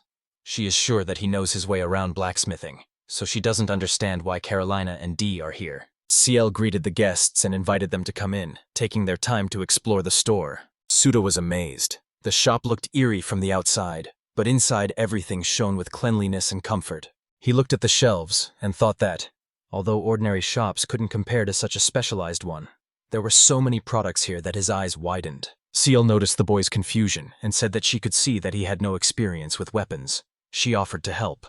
Suta beamed with joy. But still he was embarrassed and said that he didn't need the weapon. A moment later, a goblin appeared in front of Ciel. She understood. Weapons were needed for goblin knights. She apologized, saying she never picked up weapons for monsters. Suta remarked that this meant that tamers rarely came here. The girl replied that such customers did exist, but few people bought weapons for creatures, because not all monsters were capable of using them. The boy remembered that indeed, of all his creatures, only goblin knights were capable of wielding weapons. In the city or in the forest, he had never seen a goblin or elite goblin with a weapon. It was almost impossible to teach a monster to fight unless he had the skill of crossbreeding. Suta agreed with Ciel and asked to see a cheap starter kit. She nodded and disappeared behind the counter. Soon the goblin was holding an F-grade bronze sword and a round shield of the same level. Light, convenient, and costing only 9,000 rounds, just what he needed. Suta looked at his 3 goblins, armed with sword and shield, spear and mace, and felt that they were now real knights. He thought that if he armed all his goblins, he would have his own band of invincible warriors. The price wasn't too high, so he told Ciel that he would test the weapon and then buy 3 more shields. The girl smiled and praised his determination. The guy put everything in a capsule and decided, tomorrow they would fight to see if the weapons were suitable for the goblins. After paying, Ciel asked to leave a name for the visitor's card so that future weapon repairs would be free. She reminded them to bring back their blades when they became dull. Smiling, she handed Suta a card and said that it was always a pleasure to see him at the Bloody Blade. In the evening, Suta returned to the hotel. Aphrodite and Carolina plopped down on the sofa, and he stretched out on a chair, finally feeling at peace. The guy thought they had done a lot of work, but his level hadn't increased. However, he noticed a new skill: contact. This ability allowed him to have a mental conversation with subdued creatures within a radius of 50 meters. It was similar to telepathy. Suta realized that the skill was very useful and decided to try it right away on Carolina and Aphrodite, who were resting on the bed. He concentrated, directing his thoughts towards the girls to test the effect of the skill. The boy told them in his mind that he had just gained telepathy and asked them to answer if they could hear him. Aphrodite was surprised. She said it was impossible. She asked if it was really his voice in his head. Carolina was also amazed and said it was amazing. Carly added that now they will be able to talk to the host 24/7. Suta suggested testing the contact in various cases and asked the girls to help with the test. Carolina agreed. and Aphrodite sighed that she had no choice. After a while, Suda became convinced that the contact skill was simple and extremely convenient. He discovered the main limitation. Without his participation, Aphrodite, Carolina, and the other monsters cannot communicate with each other. But even with this drawback, he found the ability extremely useful, especially the fact that commands could be transmitted to creatures inside the capsule. The goddess Aphrodite asked if they were finished yet, and Suda replied that they were, thanking everyone for their help. The girl said she would go to the bathroom first, and Carolina volunteered to wash the clothes. Suda decided to quickly try monster breeding. Today he caught 8 light mushrooms and 2 amoeba slugs. After reviewing the possibilities, he saw only one combination: a light mushroom and a slug. The ability that could be released sounded like a chaos powder, which put the victim in a state of thirst. Suda realized that he had to immediately confirm the creation of this skill. He crossed a light mushroom with a slug and summoned a new monster, a mad mushroom. The boy noticed that only the color of the hat had changed. Otherwise, the creature remained almost the same. He was thinking about how to test the monster. If he ordered it to spray spores on the girl, it would be tantamount to a crime. But suddenly Suda realized, if he did it through contact, the victim wouldn't even guess that he was the one to blame. And it seemed like the perfect crime. The bathroom door opened and Aphrodite came out. Seeing the new creature, she said that the pink hat suited him very well. She added that Suda has an extremely convenient gift for creating creatures, and each such step brings closer the day of victory over the powerful demon and her return to heaven. Suda was stunned. Now was the perfect moment. He used contact to order the mushroom to use the chaos powder. Suddenly, the mushroom sprayed spores directly at the goddess. She began to cough and ask what kind of powder it was. Some of the spores also hit Suda himself. He realized that he had acted rashly because the area of effect of the powder was much wider than that of a regular paralytic. Aphrodite grabbed this boy by the shoulders, blushed, and threw him to the floor. She whispered that something strange was happening to her, and she didn't understand what exactly. Suda felt his own body engulfed in fire as well, and he could no longer resist. The effect of the powder amazed them both Aphrodite and himself. The situation was becoming extremely uncomfortable, and my thoughts were already confused. It suddenly occurred to him that Dee was actually a very attractive girl. Aphrodite began to lean closer and closer to his face. She quietly asked him not to move, but at that moment, Carolina entered the room with a bucket of cold water. She poured water on the goddess, and some of it also fell on Suda. Then she asked if they had come to their senses. Aphrodite, having regained consciousness, was embarrassed, shouted at Suda not to look at her, and began to ask him what it was all about. Finally, she declared that she did not like him. She ran out and slammed the door. Caroline thought that this cunning cat was hanging around her master again, and she felt a flash of hatred. Suda asked if Carolina was okay. In response, the girl asked what the gentleman wanted from her, and mentally scolded herself for having to restrain her feelings. Suda didn't understand what had happened. It seemed that thanks to contact, he had accidentally overheard a snippet of her secret thoughts. This surprised him more than anything. He noted that now they know that cold water helps against the effects of the mad mushroom. Carolina nodded and said that she had encountered such creatures more than once in her village, so she knew how to counteract them. Carolina told the owner that in the future, when he tried out new skills, he should use her. She added that unlike Aphrodite, no matter how ashamed she would never run away. Suda replied that he would think about it, but mentally remarked, Carolina seemed to have figured out that his order was disguised as a contract. He didn't sleep that night, worried that his thoughts would seep into the girls' heads, and the memory of Carly's anxious smile made him shudder. The next day, excitement was boiling in the Adventurers Guild. Everyone was discussing a pointless but generous quest, from which, as they said, the money would only be needed in the afterlife. Suda went inside and noticed a crowd near the bulletin board. There was an order for a bird dragon hanging there. The reward was 3 million kopecks. The task level was G-class. The guy immediately understood why there were so many people here, and decided to ask Chloe. The girl explained that the task appeared the other day, and confirmation came from eyewitnesses from the Kasala forest. The target was a basilisk, an extremely dangerous predatory monster rumored to be able to breathe fire. Chloe advised Suda to prepare thoroughly before taking on such a challenge. The boy knew that in legends the basilisk spits venom and turns the living to stone, but in this world it only seems to breathe flame. But even that is enough to be feared. Later, Aphrodite asked why Suda didn't take the quest. He replied that it would take too long, and he wanted to go to the swamps of Zumalia. The goddess insisted, because the reward was 3 million, and it was a chance to get rich. Suda admitted that the offer was very tempting. However, he added that such a high price also means incredible danger. The main thing is not only to take the risk, but also to return alive. Aphrodite gave him a sharp look and reminded him that this was coming from the very man who had once thrown the capsule into the great goddess of beauty. In her opinion, he was being too cautious. Carolina intervened and said that the Basilisk was a true evil, capable of wiping out an entire village, and even 10 adventurers couldn't handle it. So it's better to postpone this quest for later. She also reminded them that one day they would definitely defeat the powerful demon. But suddenly, a desperate woman's cry for help was heard nearby. Sauda rushed at the voice, and Aphrodite, recognizing it, said it sounded like the girl from the gun shop. Indeed, it was Ciel, screaming and asking what these men were trying to do to her. One roughly grabbed her arm and dragged her towards the office. Suda realized that the girl was being openly threatened, while everyone around her was pretending that nothing was happening. He felt pained by the thought that the world was so indifferent. He asked Aphrodite and Carolina to wait in the capsule, as he foresaw great trouble. The girls agreed and left everything to him. After a moment, Suta intervened and asked the man if he was in trouble and who he even was. Ciel, seeing the boy, shouted his name and asked for help. The man shouted that he didn't know the boy, but threatened not to interfere. Suta thought that being rude would only make the situation worse, so he decided to be polite. He asked why he was being so rude and asked him to explain what had happened. The man hissed that the guy was too pushy and that this fuss wasn't worth his attention. He showed the debt agreement, saying he was just doing his job, collecting debts. He then pointed to Ciel and explained that her late father had taken out a loan of 3 million kola and then disappeared. Suda admitted that he understood, but noted that it was difficult to repay that amount right away. The same one pointed to the shop and advised the girl to sell the mossy shop to quickly pay off. Ciel screamed in despair that she would never do that. She explained that she had received the shop from her teacher and simply could not give it back. The man coldly replied that the only way out was to become a slave and pay off the debt with her own body. The girl begged him to divide the amount into payments over several months, because otherwise she wouldn't be able to cope.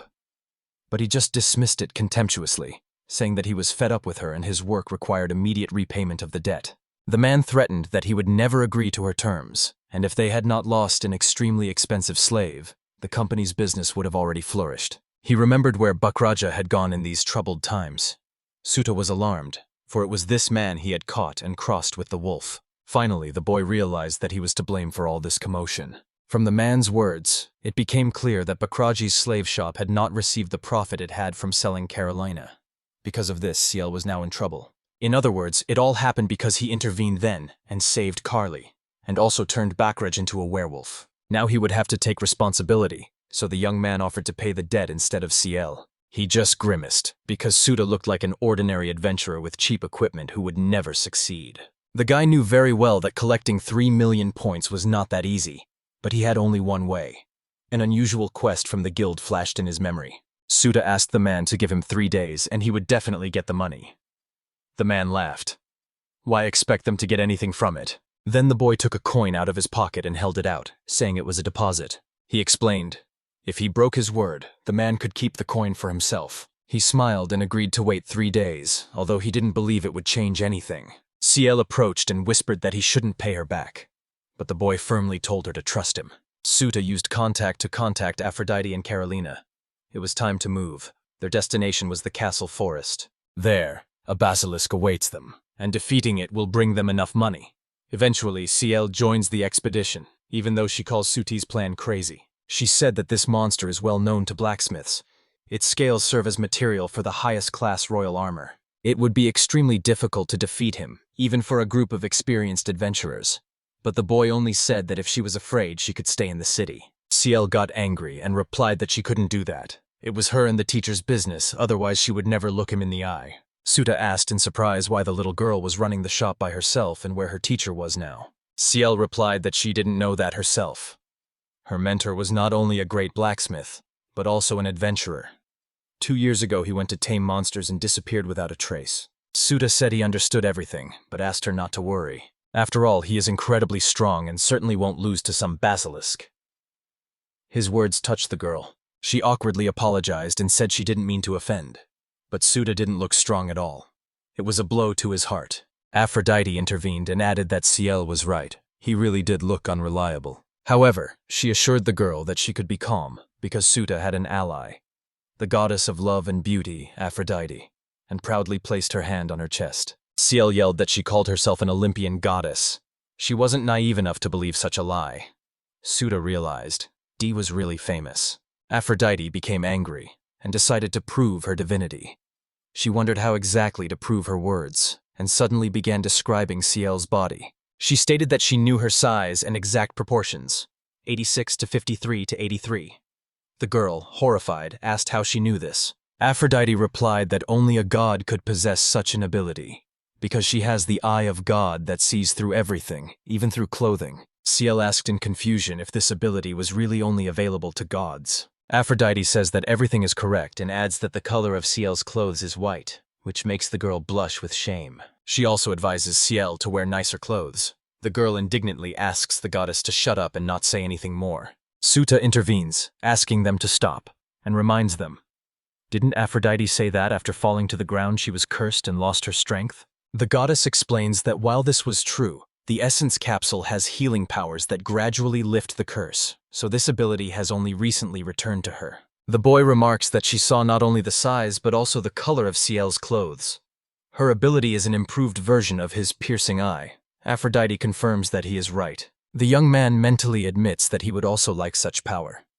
But the goddess declares that if he wishes to obtain it, he must fall at her feet, kiss them and beg her, calling her Lady Aphrodite. Suta laughs awkwardly and says he'll do it if the opportunity arises. But in his heart he admits that he would really kiss even her boots to find out what color underwear the girls in town wear. But he immediately thinks that then everyone around him would perceive him as a pervert. He covers his ears with his hands and feels like he could go crazy with envy. Here, Carolina, putting her fist to her lips, quietly says that she is wearing black today. Suta imagines this color and calmly thanks her in his mind. Aphrodite changes the subject and asks if they will be separated this time. The young man replies that they will not, because no one knows when the Basilisk will appear. He explains that the Basilisk is an extremely dangerous enemy, worth 3 million kopecks, so they must be extremely careful. Suddenly the boy hears a rustling in the bushes. The next moment, a pack of 7 wolves runs out of the bushes. Normally, Suta would have trapped them in a capsule, but now is a great opportunity to test the Goblin Knights. He summons his Goblin Knights, who immediately demonstrate their new weapons, a sword, a spear, and a mace. A moment later, looking back at the battlefield, the young man sees that the new equipment has worked perfectly. The wolves have fallen almost instantly. He thanks the goblins for their excellent work, and they beam with joy because they have been praised. But suddenly the young man notices that one wolf has survived. Then Carolina sharply asks the owner to let her keep this wolf for herself. The boy replies that he doesn't care, but wonders why she needs him. The girl explains that vampires need animal blood from time to time, and wolf blood is especially nutritious. He shrugs and says he doesn't mind. Carolina sincerely thanks him for the permission. There is silence. Suta asks why she doesn't drink the blood right now.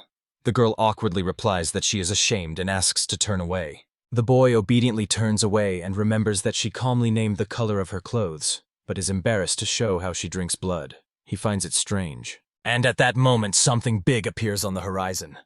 Carolina shouted, ordering the owner to look up. Suddenly, a basilisk falls from the sky. A level 24, B-class monster with incredible stats, especially stamina and magical power. Its ability is fire-breathing. The boy looks up at the sky in horror, realizing the danger of this monster.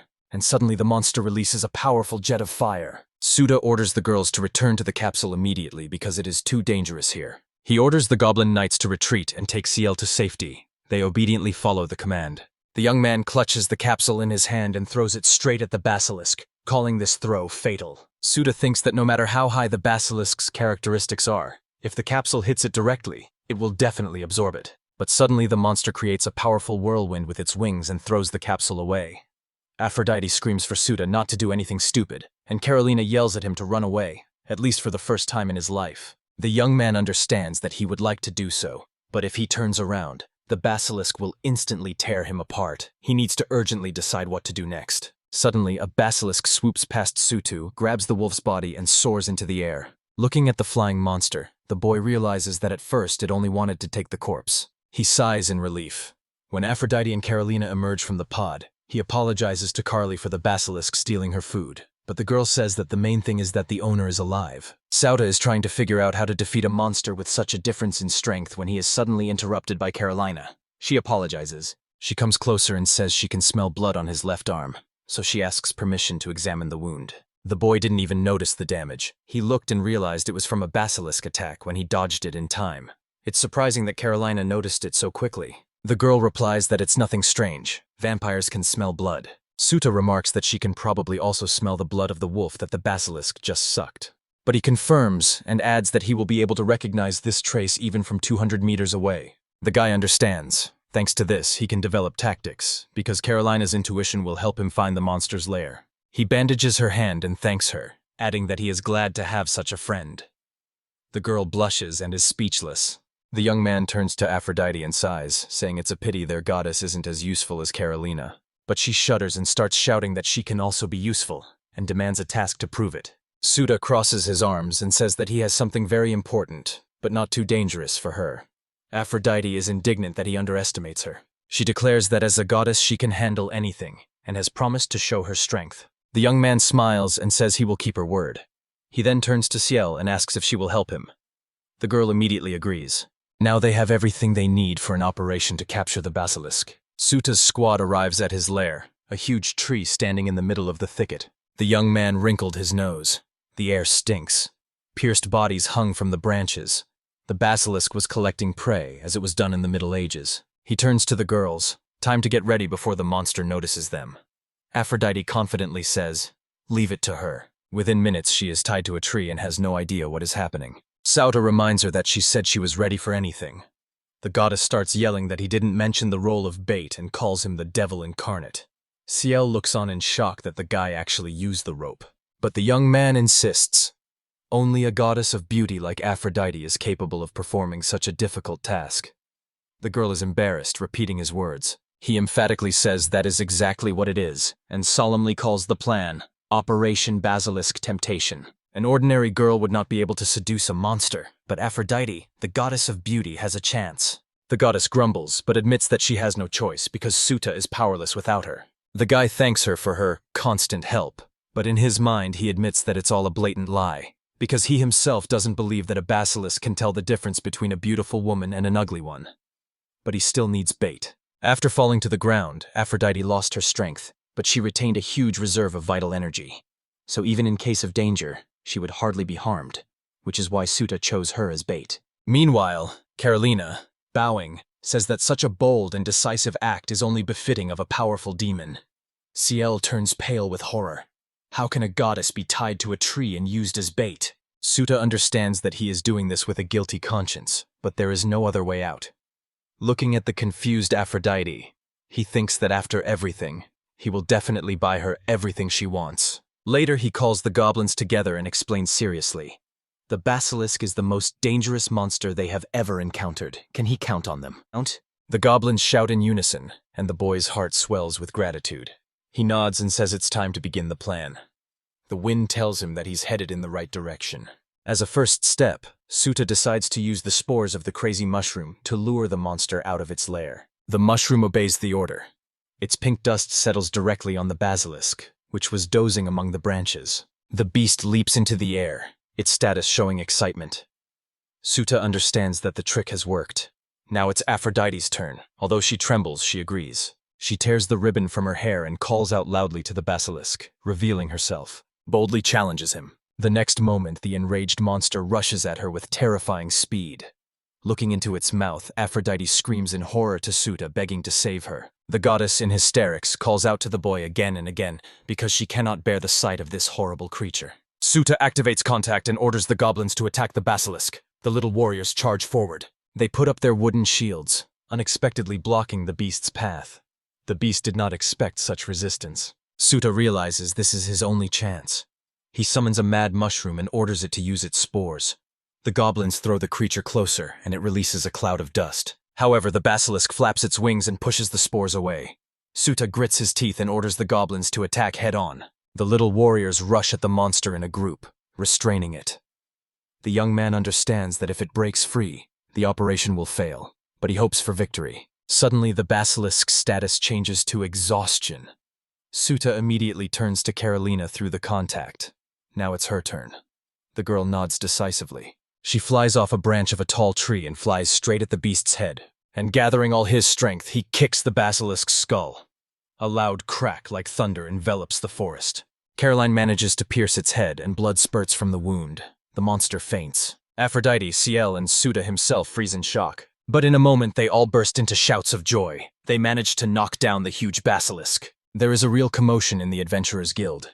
No one believes that a newcomer has defeated a legendary beast. Chloe beams, folds her arms, and says that Suda is incredible because he even managed to subdue a basilisk. She adds, a little embarrassed, "The reward of 3 million kroner will only be brought tomorrow, because the amount is too large." Suda looks at his profile and realizes that he can now safely solve CL's debt problem. The task was dangerous, but he's glad he took the risk. The girl approaches and thanks him, saying she doesn't know what she would do without him. She asks how she can repay him. Suta replies that it's not worth it, because without Carolina and his monsters he would never have made it. Aphrodite runs up, shouting indignantly that the boy forgot about her.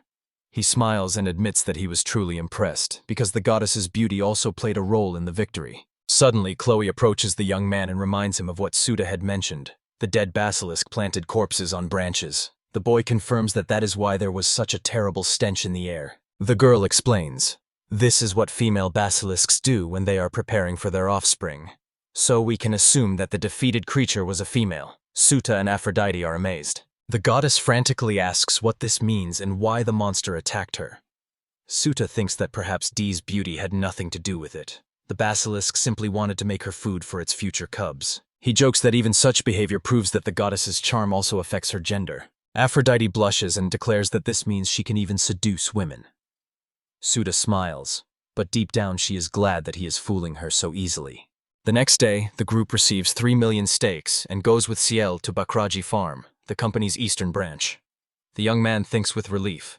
Now Ciel's doubts will be dispelled and her freedom will not be in danger. He is relieved to see that the girl's sadness has disappeared and believes that she is now safe. However, the man who had previously threatened them claims that there is not enough money in the bag, although there should be exactly 3 million. He mockingly asks if the boy is familiar with the word interest, and adds that he is impressed by their ability to collect such a sum, but the debt cannot stand still. Suta asks again, and then he learns the terrible news. They still owe the same amount, 3 million. The young man is shocked. The man, smiling relaxedly, says, "Bring another 3 million, and the issue of new slaves will be closed forever." Suta understands. He never intended to keep his promise, changing the rules of the game just on the fly. The guy explodes in anger, demanding an explanation. At this time, Ciel takes out a bag and says that she will pay herself. It also contains 3 million that she had been saving for Suta. She gives them away, saying that now at least she will be free. The man rummages through the bag and can't believe his eyes. Ciel bows low, apologizes for the delay, and heads for the exit. But he blocks her way, screaming that he was mistaken and the real debt is 5 million. He says it's time to register a new product. The situation is boiling. They have already paid twice as much, and he's getting more and more arrogant. It is unfair. He understands. The contract is probably made in such a way that it cannot be broken. Talking is a waste of time. The irritated man pulls out a knife and orders Suta to go get the money and Ciel to remain a hostage. Suta sharply shouts to the girl to stand behind him. She turns pale with fear, but the boy smiles and assures her, "I may seem weak on the outside, but I'm actually very strong." Ciel believes him. The man mockingly asks if the boy wants to dance. Suta just smiles wryly. He pulls out a capsule and says he has someone to teach this freak some manners. The next moment, a werewolf bursts out of the capsule. The young man orders to attack. The beast swings its paw and hits the man in the face. He throws Togo with insane force straight into the wall. Suta coldly throws, "Keep the money, but don't you dare appear in my life or theirs again." Later, he asks Ciel if she really sold the forge. The girl nods. She did it right after returning from the mission. The boy is surprised. After all, the shop was a memory of her teacher. Does she regret it? Ciel smiles softly. The workshop kept her in place, not allowing her to go in search of a mentor. And finding him is much more important. Suta says he understands and supports her. He's sure her teacher wouldn't want her to sit in that seat her whole life. Ciel then looks the guy straight in the eyes and says that she wants to ask him something important. She asks to take her with him. Suta freezes, asking, "Does she really want to go on a journey with him?" The girl replies, although she only creates and fixes things, she can become his team's personal blacksmith. Ciel insists. She is sure that she will be useful to the squad. It is also a way to thank them for their help. Suta smiles. A good offer. But he adds that their goal is to defeat a powerful demon. Does the girl realize the danger? Ciel replies that she doesn't care how many trials and dangers she encounters along the way. Not even the demon himself can stop her. The most important thing is to find her teacher. Suta asks if she's ready for anything. CL confirms, absolutely. The young man asks her to turn away for a moment. The girl obediently does so. Suta touches her with the capsule sphere. A glow flashes behind CL. She looks around in surprise. The next moment she finds herself in a clearing, not understanding where she has ended up. In front of her are Aphrodite and Carolina, who are resting peacefully inside the capsule. They are surprised by CL's appearance. The girl grabs her head and asks what Suta did. He speaks to her through contact, and she hears the boy's voice in her mind. The young man explains. If she wants to leave, let her say so, and he will let her out. If she needs to convey something, all she has to do is concentrate, and he will hear her thoughts. CL is surprised, but quickly admits that it's actually more convenient. Suta says, the journey is full of risks, but the capsule is a reliable protection. If he gets tired, he can rest inside. What's more, the capsule can heal wounds, illnesses, and even satisfy hunger. CL is amazed. She nods, acknowledging that this is correct. Aphrodite and Carolina, who overheard the conversation, are surprised. Suta skillfully wrapped his intentions in beautiful words. The guy picks up the capsule and thinks, now he has a pretty blacksmith in his female squad. Just great. The next morning he is thrown out of bed. He falls to the floor. Opening his eyes, he sees the sweet face of sleeping Aphrodite. In her sleep, she softly says his name, which makes Suta blush, but then mumbles, "Is breakfast ready?" Next to the goddess, Carolina and CL are dozing. Carolina laughs in her sleep, thanking the Lord for showing her true colors, while CL is daydreaming and calling Suta an animal. The boy looks at this strange picture. Carolina sleeping against the wall, CL in the middle, Aphrodite on the edge. She was the one who threw him out of bed. Suta wonders if they are dreaming. He blushes and thinks, of course it's sweet to fall asleep among such beauties, but sleeping with them is impossible in any sense. When everyone woke up, he was about to say something important before leaving. Aphrodite, rubbing her eyes, asks why such formalities. Suta explains that they used to always sleep in the capsule, but now they are constantly going outside. He wants to hear an explanation. Aphrodite says that it's really comfortable inside the capsule, but she's tired of being locked up. Then he asks Carolina. She replies that her task is to guard the goddess so that she, inspired by the mushroom spores, does not attack her master with animal instincts. Aphrodite explodes, screaming indignantly that Carolina brought up that incident. She swears that she doesn't need to attack Suta. It's CL's turn. She replies that if she were allowed to take the blacksmith's tools into the capsule, she might not have left, but it's very lonely to sit there alone without the girls. Suta nods, understanding that everyone has good reasons. However, it all started with the fact that Aphrodite was the first to leave, so it's worth arranging the space inside. So he asks the three girls what items they want in the capsule. Aphrodite said with a smile that she wanted a soft and fluffy bed, like in heaven. Then she would feel infinitely happy. Carolina said that her heart would be happy with any gift from the host, but most of all she dreams of books. A small library would help her endure loneliness. CL confidently added that she knew what she wanted. She needed materials to create new weapons, because when she worked with quality raw materials, she forgot about time. Soon, Suta had a whole shopping list in his hands. He was impressed by the girl's wishes, because even with money, fulfilling them was not so easy. He understands that the demon has not yet awakened, so there is time. While he can take care of the wishes of his companions and take on new tasks, life is gradually returning to a calm course. Chloe soon congratulated Suta on his promotion to F-class adventurer. The young man mentally recreated the rank system, from G, the lowest, to S, the pinnacle of skill. Scratching the back of his head, he admitted that it wasn't bad. Chloe pointed out that it usually takes a year for beginners to reach rank F. The girl added that his growth rate was incredible. Obviously, the victory over the Basilisk gave him a strong boost. With his new rank, the guy now has more tasks available to him. Chloe suggested he check out the bulletin board. In 10 minutes, he chose 5 quests at once, collecting iron, copper, silver, gold, and platinum ore. The payment was for each gram. Suta was delighted. It looked like easy money. Iron was not much to pay for, but platinum was a fantastic reward. 600 cola per gram.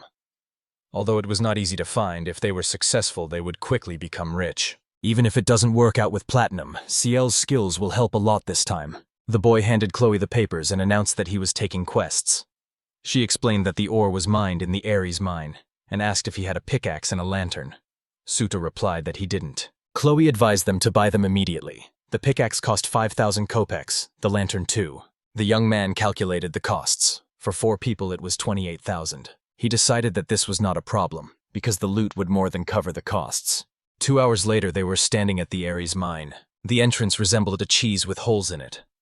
Caroline noticed that many miners from the town of Saint Belle came here to earn money. However, earthquakes often occur here, and crowds of monsters also appear, so adventurers are entrusted with mining the ore. Suda noted that Carolina knew a lot about this world. She thanked him for the praise, but added that it was better to consult Ciel when it came to mining matters. The boy turned to this girl, but suddenly noticed that she was trembling. He asked what was wrong with her. Ciel suddenly screamed with joy. She was infinitely happy because she hadn't been in the mine in a long time. Suda finally understood her strange excitement. He wondered if it was true that her people really worshipped stones, as it was presented as a cliché in games. The girl confirmed. She explained that the dwarves come from a tribe called the Spirits of the Earth, so ore is a real treat for them. If she finds a good one, she's not sure she'll be able to resist. Suda imagined a picture of Ciel eating the redhead, but quickly pushed the joking thought away, taking it as additional motivation. He raised his hand and announced, "Time to mine ore and get rich." The squad moved deeper. After some time, they were already in the cave. The young man noted that it was extremely dark around. The guy took out a spherical capsule and said that the lanterns he had bought from the guild would finally come in handy. But suddenly Carolina asked to give them to her. The next moment, a small glowing ball flashed in her hands. Suda asked in surprise what it was. The girl explained. This ball illuminates the path in the dark, and with the help of magic it can work for up to 8 hours. The young man was instantly discouraged. If he had known about this earlier, he would never have spent money on lanterns at the guild. He even thought that he himself would not mind such a lamp. He thanked Carolina, and she, smiling embarrassedly, thanked him for the praise. But suddenly Aphrodite called out to Suda. The boy asked her not to make any noise and asked if she had already started collecting ore. The goddess proudly declared that she had, and even showed her the loot. In her hands was a pile of G-rank stones, unfortunately ordinary ones, without any properties. Suda frowned and said that they were just ordinary stones. Aphrodite was indignant, saying that they were shiny. The boy asked to check the stones with divine vision, because her ability would come in handy right now. The girl replied that this ability required too much mana, so she wouldn't waste her energy unless it was absolutely necessary. Suda remembered that he had his own god's eye, although it was weaker than hers. He decided to use it. The young man concentrated and saw the characteristics of the first stone. It turned out to be iron ore with a small admixture of iron. He gave the sample to Ciel and asked if he could sell it. The girl regretfully replied that she couldn't. This stone was obviously thrown away by other adventurers, so it had no value. Otherwise, they would have kept it for themselves. Suda sighed. So all of the valuable ore had long since been removed. For a moment, he even wanted to drop everything and return home. But Ciel confidently said that there was no problem. They would mine the ore themselves. She swung her pickaxe, the sound echoing throughout the cave. The girl's hands held an F-grade copper ore and a piece of iron ore. She proudly said that from now on, they were the masters of their own loot. Everyone was stunned. Suda asked how she found the ore. Ciel explained. Her people adore minerals and can smell them. The young man's eyes lit up. He realized that Ciel had a special skill, which meant that together with her they could earn a fortune. He looked passionately at the girl and exclaimed that this was their chance. He asked to show her the places with ore deposits. Ciel nodded, but embarrassedly said that Suda was scaring her because he got too close. The boy came to his senses, realizing that his greed for money had blinded him. He apologized and thought that if the girl hated him, she would not help him anymore. Aphrodite, watching the scene, whispered to Carolina if they were thinking the same thing right now. She replied that it was entirely possible. Both girls decided they would not give in to Ciel. Aphrodite could not lose, and Carolina firmly said that she would not give the master to anyone. They exclaimed that they would also extract mountains of ore. The goddess and demoness took up their picks and shone with motivation, leaving Ciel confused. Suda was happy that his companions were full of inspiration. Soon Ciel reported that she could smell ore behind the stone wall. The boy ordered her to start digging, but Aphrodite suddenly intervened, demanding to be entrusted with the task. She saw Ciel using the pickaxe and decided to keep up. Suda was surprised by the unexpected statement and asked if she was really serious. The girl proudly answered, yes, because she was once nicknamed Aphrodite the Gatherer, because when other gods beat bosses, she found rare gems. The guy sighed. She was again confusing this world with the game world, but the girl stubbornly declared that she would prove her strength now. With a loud battle cry, Aphrodite struck the stone wall with her pickaxe. The young man noticed that the goddess's entire body was trembling with effort as she struck with the pickaxe. But suddenly Ciel interrupted the moment and explained that this could damage the ore. Aphrodite was surprised and asked if it was really that bad, and the girl seriously confirmed it, asking to show an example of proper work. Suda admitted that Ciel was as expected, a true professional. Meanwhile, Aphrodite was confused about what to do next. The boy looked around and noticed Carolina. The girl had used magic and punched a huge hole in the wall. Ciel shouted indignantly, asking what she was doing. Carolina calmly replied that digging with a pickaxe was inefficient, so it was easier to immediately extract the ore with magic. Ciel asked them not to do that again, because it could destroy the deposits. Then she finally couldn't stand it anymore and ordered Aphrodite and Carolina to sit in the corner and not to disturb them. 3 hours had passed, and Suda already had a large pile of F-grade iron and copper ore lying around. He thought they had done a pretty good job. Ciel approached and asked if she could take some ore. The young man allowed her, but asked why she wanted it. The girl replied that she wanted to create a new weapon for the goblins, and she could do a lot with such loot. Soda was delighted and said that it was a great idea, because he spared no expense in strengthening his goblins, and with Ciel's skills, their strength would only grow. Then the young man asked if they had seen Aphrodite. Carolina replied that the goddess had gone looking for the ore herself because she also wanted to help. The boy decided that this was a good thing, but he felt a bad premonition. And indeed, a cry came from the depths of the cave. They all rushed there, and Suda called out to Aphrodite that they were already close. He saw Aphrodite being captured by the insane F-rank dolls with high stamina. The girl begged to be saved. Suda froze for a moment. The scene was all too familiar. Monsters holding the goddess again. The guy even whispered in amazement that these crazy dolls looked really cool. Carolina abruptly brought him out of his thoughts. Suda threw the capsule and shouted for them to let go of his companion. In a moment, the stone hands opened.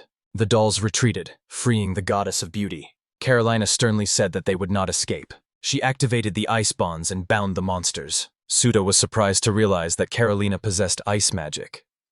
The girl had asked the Lord to show these creatures his true power. He thought that Carolina was, as always, flawless. After thanking her, the young man threw the capsule and caught 2 frozen dolls at once. Eventually, he ended up with 3 captured crazy dolls in his hands. A few hours later, a mountain of various ores lay before them. Suta said they had worked hard, but he was also happy to have 3 new monsters as prey. Aphrodite complained that she couldn't feel her legs anymore, and even Ciel admitted that she was exhausted. The guy suggested that they rest in the capsule, and that he would let them know when they got to the hotel. As he emerged from the mine, he felt his body refuse to obey. Working in a mine is no game, he thought. The surface was silent, not a soul around. Sitting on a rock, he decided to test his monster crossing skills before returning. Now he had 5 crazy dolls. He wanted to connect them together. Thus, a monster called Evil Stones of rank E was born. It had high stamina but no skills.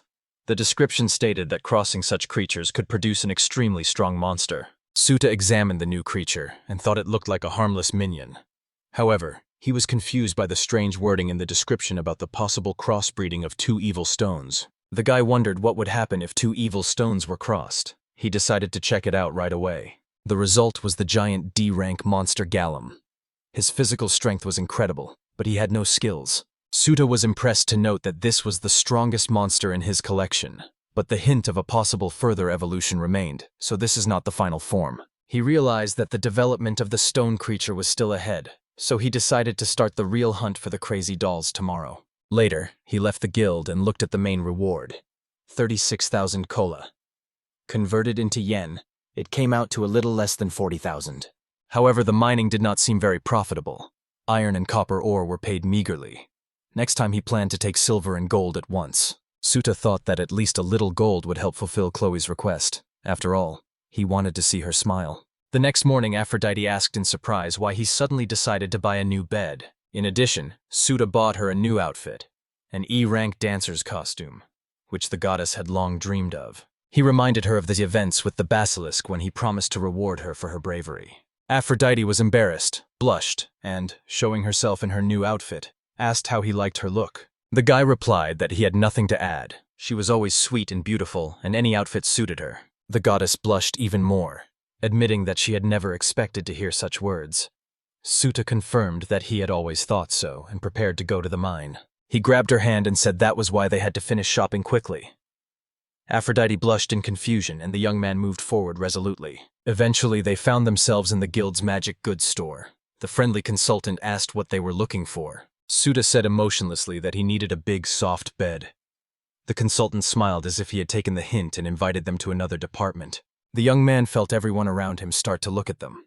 The salesman explained that he advised him to buy a bed made of a rare material, angel cotton. And then Suta realized what it looked like. A boy and a girl had come to buy a bed together, so everyone decided they were a couple or even a married couple. The consultant brought him out of his thoughts, assuring him that this was the best bed. On it you could feel like you were in heaven. Suda appreciated the luxurious product and looked at the price. 1,200,000 kola.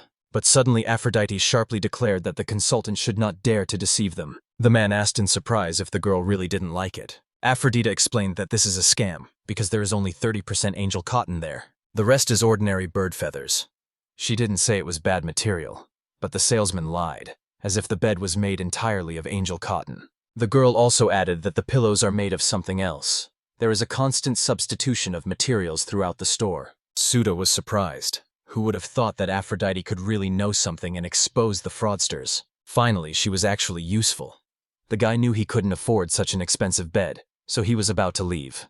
But the salesman shouted for them to wait and said he had another bed, the quality of which he vouched for. He assured me that it was the best in their store and perfect for a married couple. These words stunned Aphrodite. Suta realized that even the seller had taken them for a pair. The goddess, repeating his words, asked to show this very bed. The seller showed off a luxurious bed, assuring that it was made using crazy mushroom spores that awaken new passions in the couple every night. Aphrodite blushed, admitting that the bed looked great, but then shouted that there was no way they would buy it. The man replied that he was not talking to the boy but to her. Aphrodite ordered Sudi not to interfere, as she was having a business conversation. The young man didn't understand why the girl was interested in such things, but he felt that if he allowed it, his life would turn into hell. He decided that he would have to act decisively. He called Aphrodite to him. When she approached, Suta unexpectedly embraced her. The goddess blushed to the very ears, and the young man thought it was a pleasant feeling. The seller became nervous, not knowing how to react. But Suta confidently stated that this bed did not suit them, and advised the seller to keep it for himself. The man bowed, apologizing for his impudence, and all the girls around him squealed in approval. Suta sighed and said that the shopping was a failure. He would have to sleep on the old bed for now. Aphrodite agreed. The boy thought that after calling himself her boyfriend and hugging her, the goddess wasn't too offended. He decided to give her something else later. Meanwhile, Aphrodite herself was quietly glad that the hug had been pleasant. Later, already in Ormain, she sang a song with a pickaxe about the beautiful goddess Aphrodite, who was bought a dress because Suda loves her the most. The boy wondered why the goddess was in such a good mood, since they never bought a new bed. Carolina reproached Aphrodite for the strange song that was preventing her from working. But she winked slyly and said that Carolina was afraid that she would take Suta away from her. It sounded too straightforward. The demoness proudly replied that she had always been faithful to the powerful demon and had loved him unrequitedly for over 300 years. Suta realized that he himself would like to have a companion who would love him forever. A slight jealousy woke up inside. Aphrodite mockingly added that it was written on Carolina's face. She was a loser in love. The atmosphere became tense, so the young man quickly changed the subject and turned to Ciel. He said he wanted to get gold and platinum today and asked if she knew how to do it. The girl replied that it was very difficult. Many adventurers are looking for the precious ore, and most of the deposits have already been exhausted. The only chance is to go deeper, but the danger is much greater there. Suta said he understood the risk, and while he wanted the precious metal, he didn't want to unnecessarily risk his life. Here, Carolina reassured him. Just yesterday, she had sent the mice to scout the mine, so now they knew all the threats and could lead the group. The young man admitted that Carolina was truly incredible, but suddenly Aphrodite screamed. The mice began to attack her. Suta asked if this was Carolina's trick, but she assured him that it was not, and she herself did not know why the animals attacked. Next, they encountered crazy dolls. The deeper they went, the more they encountered. Suta felt that this was a good sign. Finally, they reached a huge cave. Suddenly, Ciel screamed and reported that she could smell precious metals behind that wall. Suta rejoiced. Perhaps great wealth awaited them here. But Aphrodite intervened, declaring that this was a task for a great goddess. She swung her pickaxe and announced a divine blow. The blow turned into a laughing stock. The wall didn't even get scratched, and the goddess herself doubled over in pain. Carolina only coldly remarked that it was of no use. Carolina, examining the wall, said that this rock was too strong and the picks might not be enough. Sauda understood why the other adventurers didn't dare touch this deposit, and decided to try another method. He pulled out the capsule and summoned the goblin. Carolina screamed as a huge creature appeared before everyone. Suta calmly explained that this was his new golem, created yesterday by crossing dolls, and now he could be entrusted with the hard work. He gave the order to break down the wall. The golem swung and punched, punching a huge hole. Everyone stood stunned. A hidden passage with old stone stairs opened before the heroes. They began the long descent, and Suda wondered how endless these stairs could be. CL happily noted that the smell of ore was getting stronger.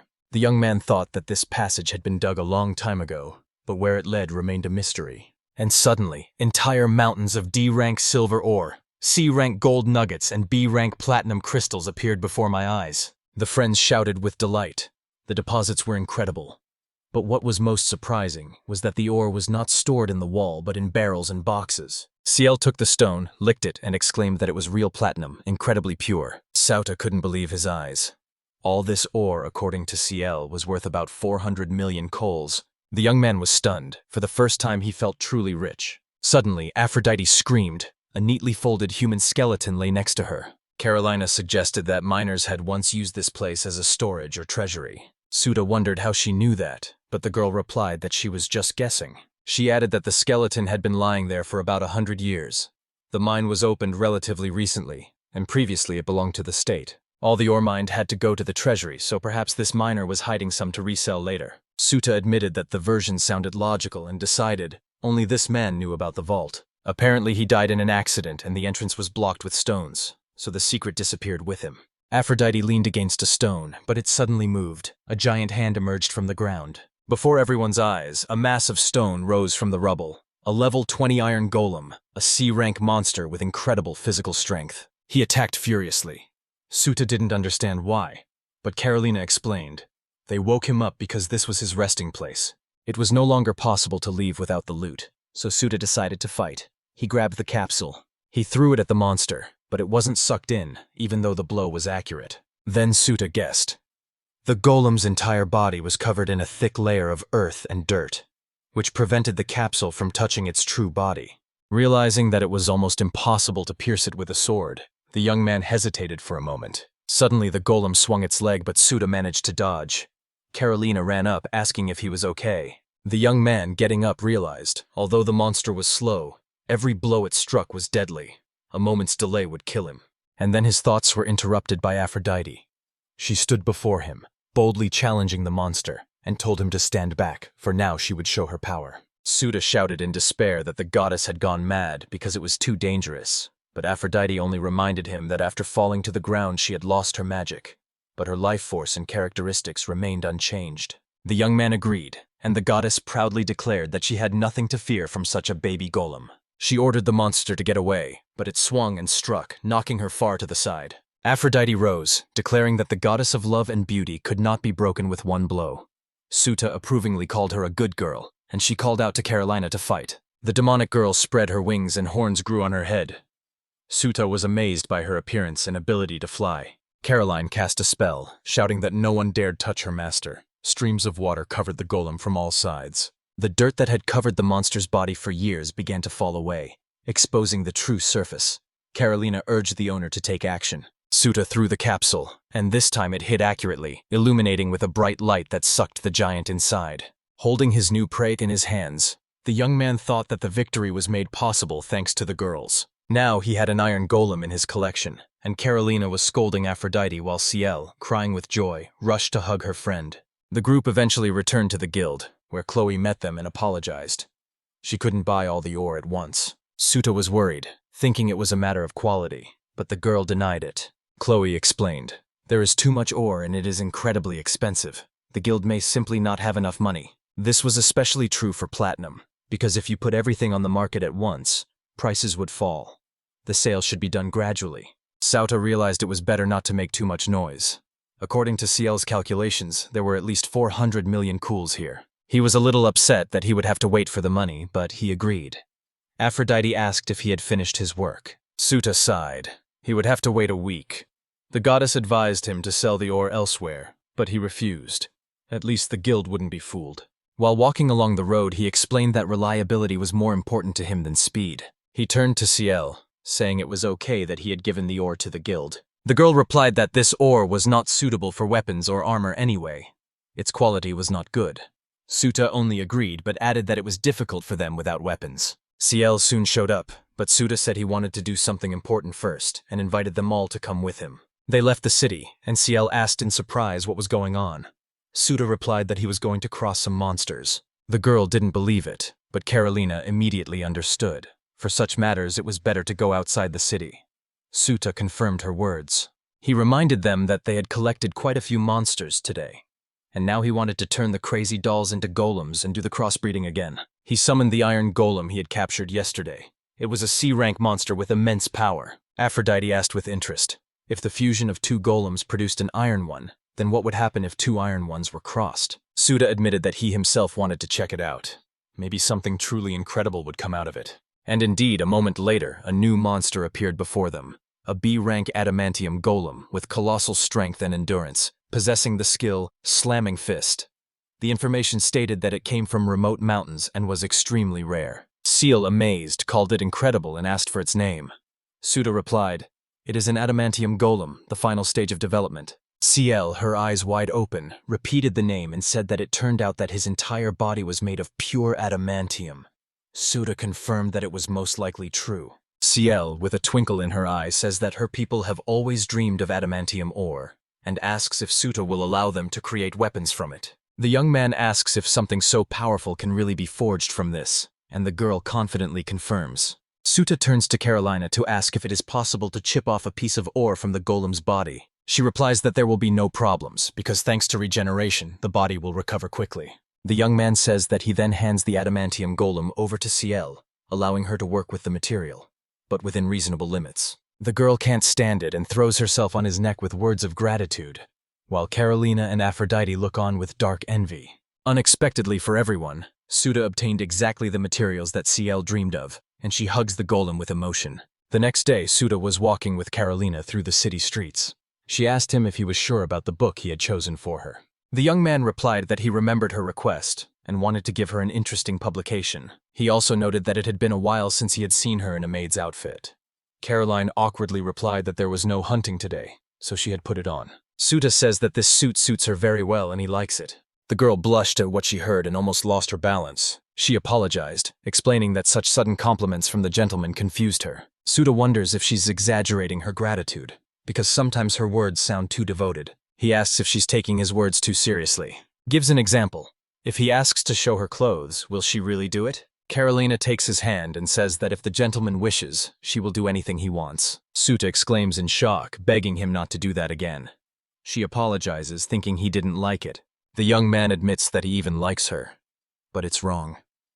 Deep down, he thinks that her devotion grows out of love for the very demon she's been waiting for 300 years. The girl, not understanding his thoughts, clenches her fist on her chest and asks why he is silent. Soon they enter the store, where they are met by a familiar consultant. Suta recognizes the face and asks if they met at the furniture store. The seller replies that it was his twin brother.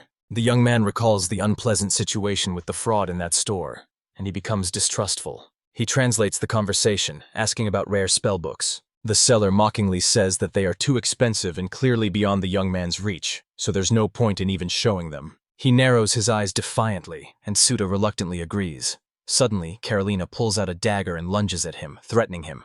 She shouts at him to watch his tongue or he will lose it.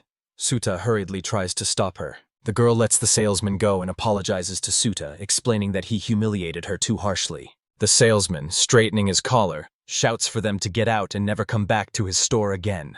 Suta, holding Carolina's hand, also apologizes. The young man says there's nothing he can do, and they go to the second largest bookstore in town, which turns out to be surprisingly small. Carolina reassures that the main thing is not quantity, but quality, and hopes that the sellers here are more polite. Suta agrees and asks Carolina to let her know when she finds a book she likes. The girl thanks him.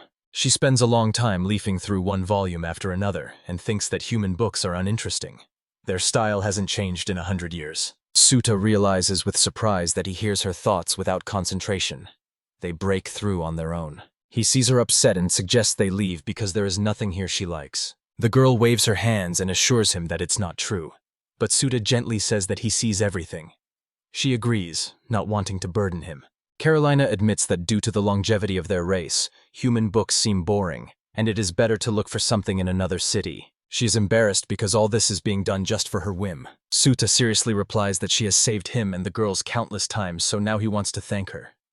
The words touch her heart. She faints, and Suta catches her.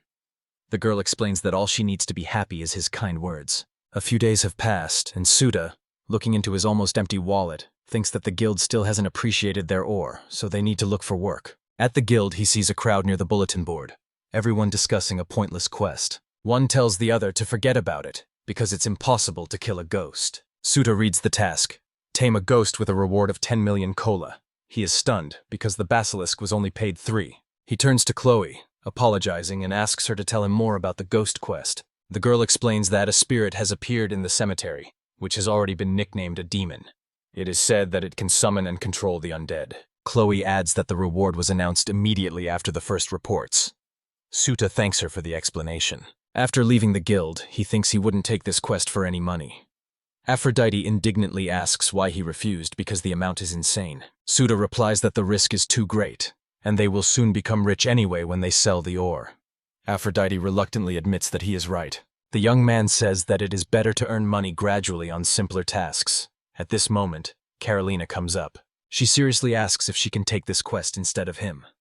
Suta, surprised, asks if this is a joke. Carolina explains that after the demons were defeated in the war, they promised not to touch humans, but this ghost broke the rules and she must stop him. Suta understands and says he doesn't mind because Carolina has always saved them.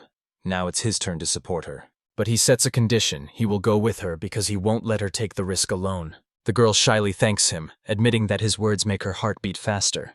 Suta thinks he should choose his words more carefully. Soon, at night, the group heads down the street.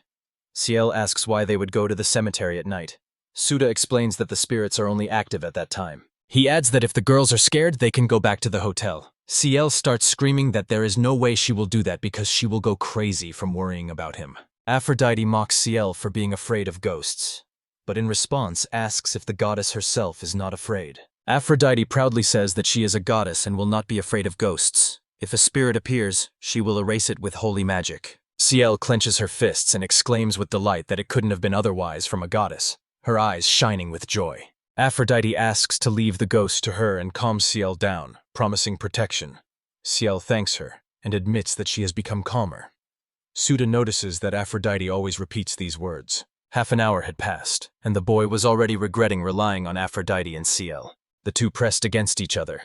Aphrodite asked to walk more slowly, and Ciel asked in surprise why she was hiding behind her. The goddess explained that she wanted to protect her from ghosts that might attack from behind. Suddenly, Aphrodite grabs Suta's hand, hugging him, and asks him not to go far, because something bad might happen.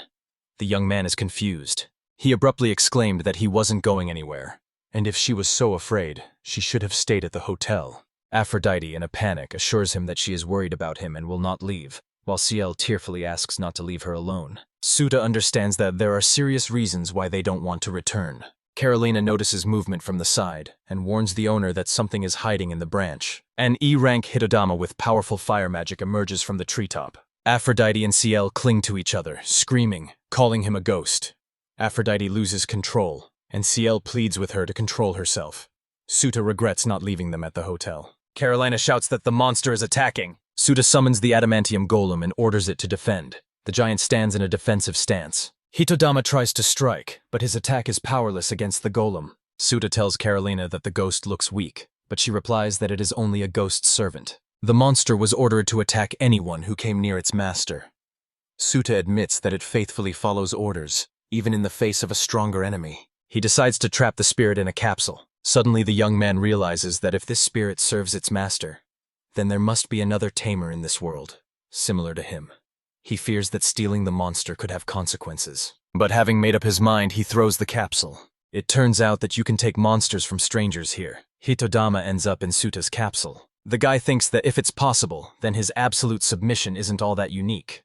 Carolina, on the other hand, enthusiastically calls it unsurpassed. He soon catches another fire spirit. Suta is happy because he already has 4 ghost servants, but the ghost himself is still missing. He and Carolina split up to find him faster. The young man hears a soft laugh. He guesses it is the voice of a ghost. The ghost says that he is the same boy who catches his servants. Suta looks around but sees no one. A voice tells him to look up. He raises his head and freezes. The ghost girl Yuko, level 32, rank S, appears before him. She has immense stats and possesses mid-level fire magic and powerful darkness magic. Suta realizes that this is the first time he has encountered a truly dangerous enemy, and it becomes clear why such a reward was assigned to her. He decides that he must drop the capsule immediately before the battle begins. The guy throws it at Yuko, but she doesn't even move. He finds this incredibly strange. Suddenly, the capsule flies through. Suta is stunned because this simply cannot happen. He thinks that perhaps creatures without a physical body are impossible to catch, and realizes that neither the capsule nor his monsters can harm the ghost. This becomes a huge problem for the squad. Yuko turns out to be an enemy that cannot be dealt with using conventional methods. The ghost sighs and mockingly says that this is what the boy calls an attack, and now it's time to show the real attack. Suta is in a panic, although he notes that the girl looks surprisingly cute. He tries to buy time and yells for her to wait and sit with him at the negotiating table. Yuko calls him a foolish adventurer and declares that she gave up on emotions a long time ago, so begging her is useless. She casts a powerful spell and says goodbye, wishing him to burn in hell as soon as possible. The boy, seeing the spell, closes his eyes and thinks that it's the end. He has no regrets. After all, he will be killed by such a charming girl. But suddenly someone pushes him aside. He opens his eyes and sees Caroline in vampire form with new, huge features. In her radiance, he understands that Caroline's powers are now incomparably greater than ever. Suta recalls that she also changed during the fight with the Iron Golem. Now it is clear that in a real fight she reveals her true power. Carolina dispels the spell and sternly addresses Yuko, asking if she realizes who she has raised her hand against. Suta notices.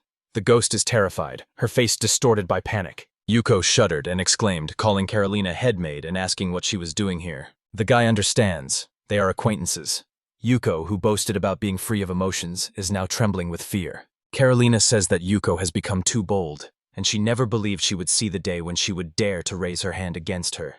The ghost waves her hands in despair and screams that she would never dare. Carolina, holding her hand on her hip, imperiously orders her to get down immediately. In an instant, Yuko sinks and falls at her feet, begging for forgiveness. Suta realizes that this ghost is completely subservient to Carolina. The demon closes her eyes and says that it's not her who should apologize, but her master, the essence. Yuko exclaims in shock, asking why Carolina serves a human. For demons, this is a shame. After all, loyalty can only be to Lord Ibrus. Carolina fiercely warns, one more insulting word about her master and she will destroy Yuko. The ghost was so frightened that his whole body trembled. Then he clung to the ground and looked at Suta in confusion. Yuko says she didn't know about Carolina's trip with the man and politely apologizes. She bows low and shouts that she is truly sorry. Suta spreads her arms and says that there is no need to apologize like that. Carolina turns to him and asks to forgive Yuko, because her former subordinate turned out to be a source of trouble. The guy smiles, but inside he is torn by a multitude of questions and strange feelings. Yuko sits to the side, sullen and humiliated. Carolina says that her character is completely disgusting, but asks to be allowed to raise the ghost herself. Suta agrees, but asks not to be too strict. Carolina bows gratefully for her understanding. The guy initially wanted to conquer Yuko, but knowing that she is related to Carolina, he decides to leave everything to her. Carolina turns to Yuko and says, "This time the master grants forgiveness, but only on the condition that she never raises her hand against people again." Although Yuko received forgiveness from Sutia, Carolina did not forget that the ghost had ruined the clothes given to her by the owner, so she decided that punishment was inevitable. Her gaze became eerie. She asked Yuko if she was ready, and despite her pleas for mercy, she replied that it was necessary. The sentence was pronounced coldly, 100 strokes on the harmful 5th point, and for an attempt to escape the punishment would be doubled. Yuko burst into tears from fear. Carolina ruthlessly began to carry out the sentence, while Suta watched in amazement. After all, a ghost, in theory, should not feel pain. Watching this, the guy wondered who Carolina really was, and realized that the conflict had been resolved for now. But it turned out that the task had failed. Aphrodite wondered if they had made a mistake by releasing the ghost. But Suta sighed. There would be no reward, but it had all ended without casualties. Then CL directly asked Carolina about her relationship with Yuko. The guy also owes her because he has long wanted to know the truth. Carolina calmly replied, they used to work together as maids, cleaning and cooking.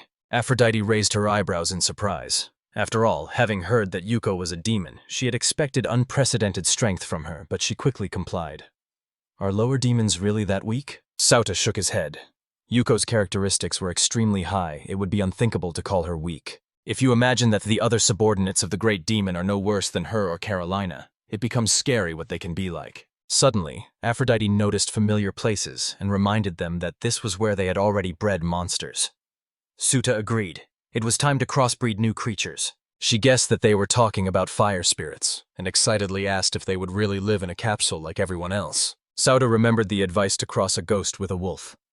The result was to be a kitsunebi, a magical fox that retained its characteristics but gained new magical abilities. He tried, and a little fox appeared from the glow. Everyone froze in delight. An extremely cute creature was looking at them, and Suda realized that this was how kitsunebi were born.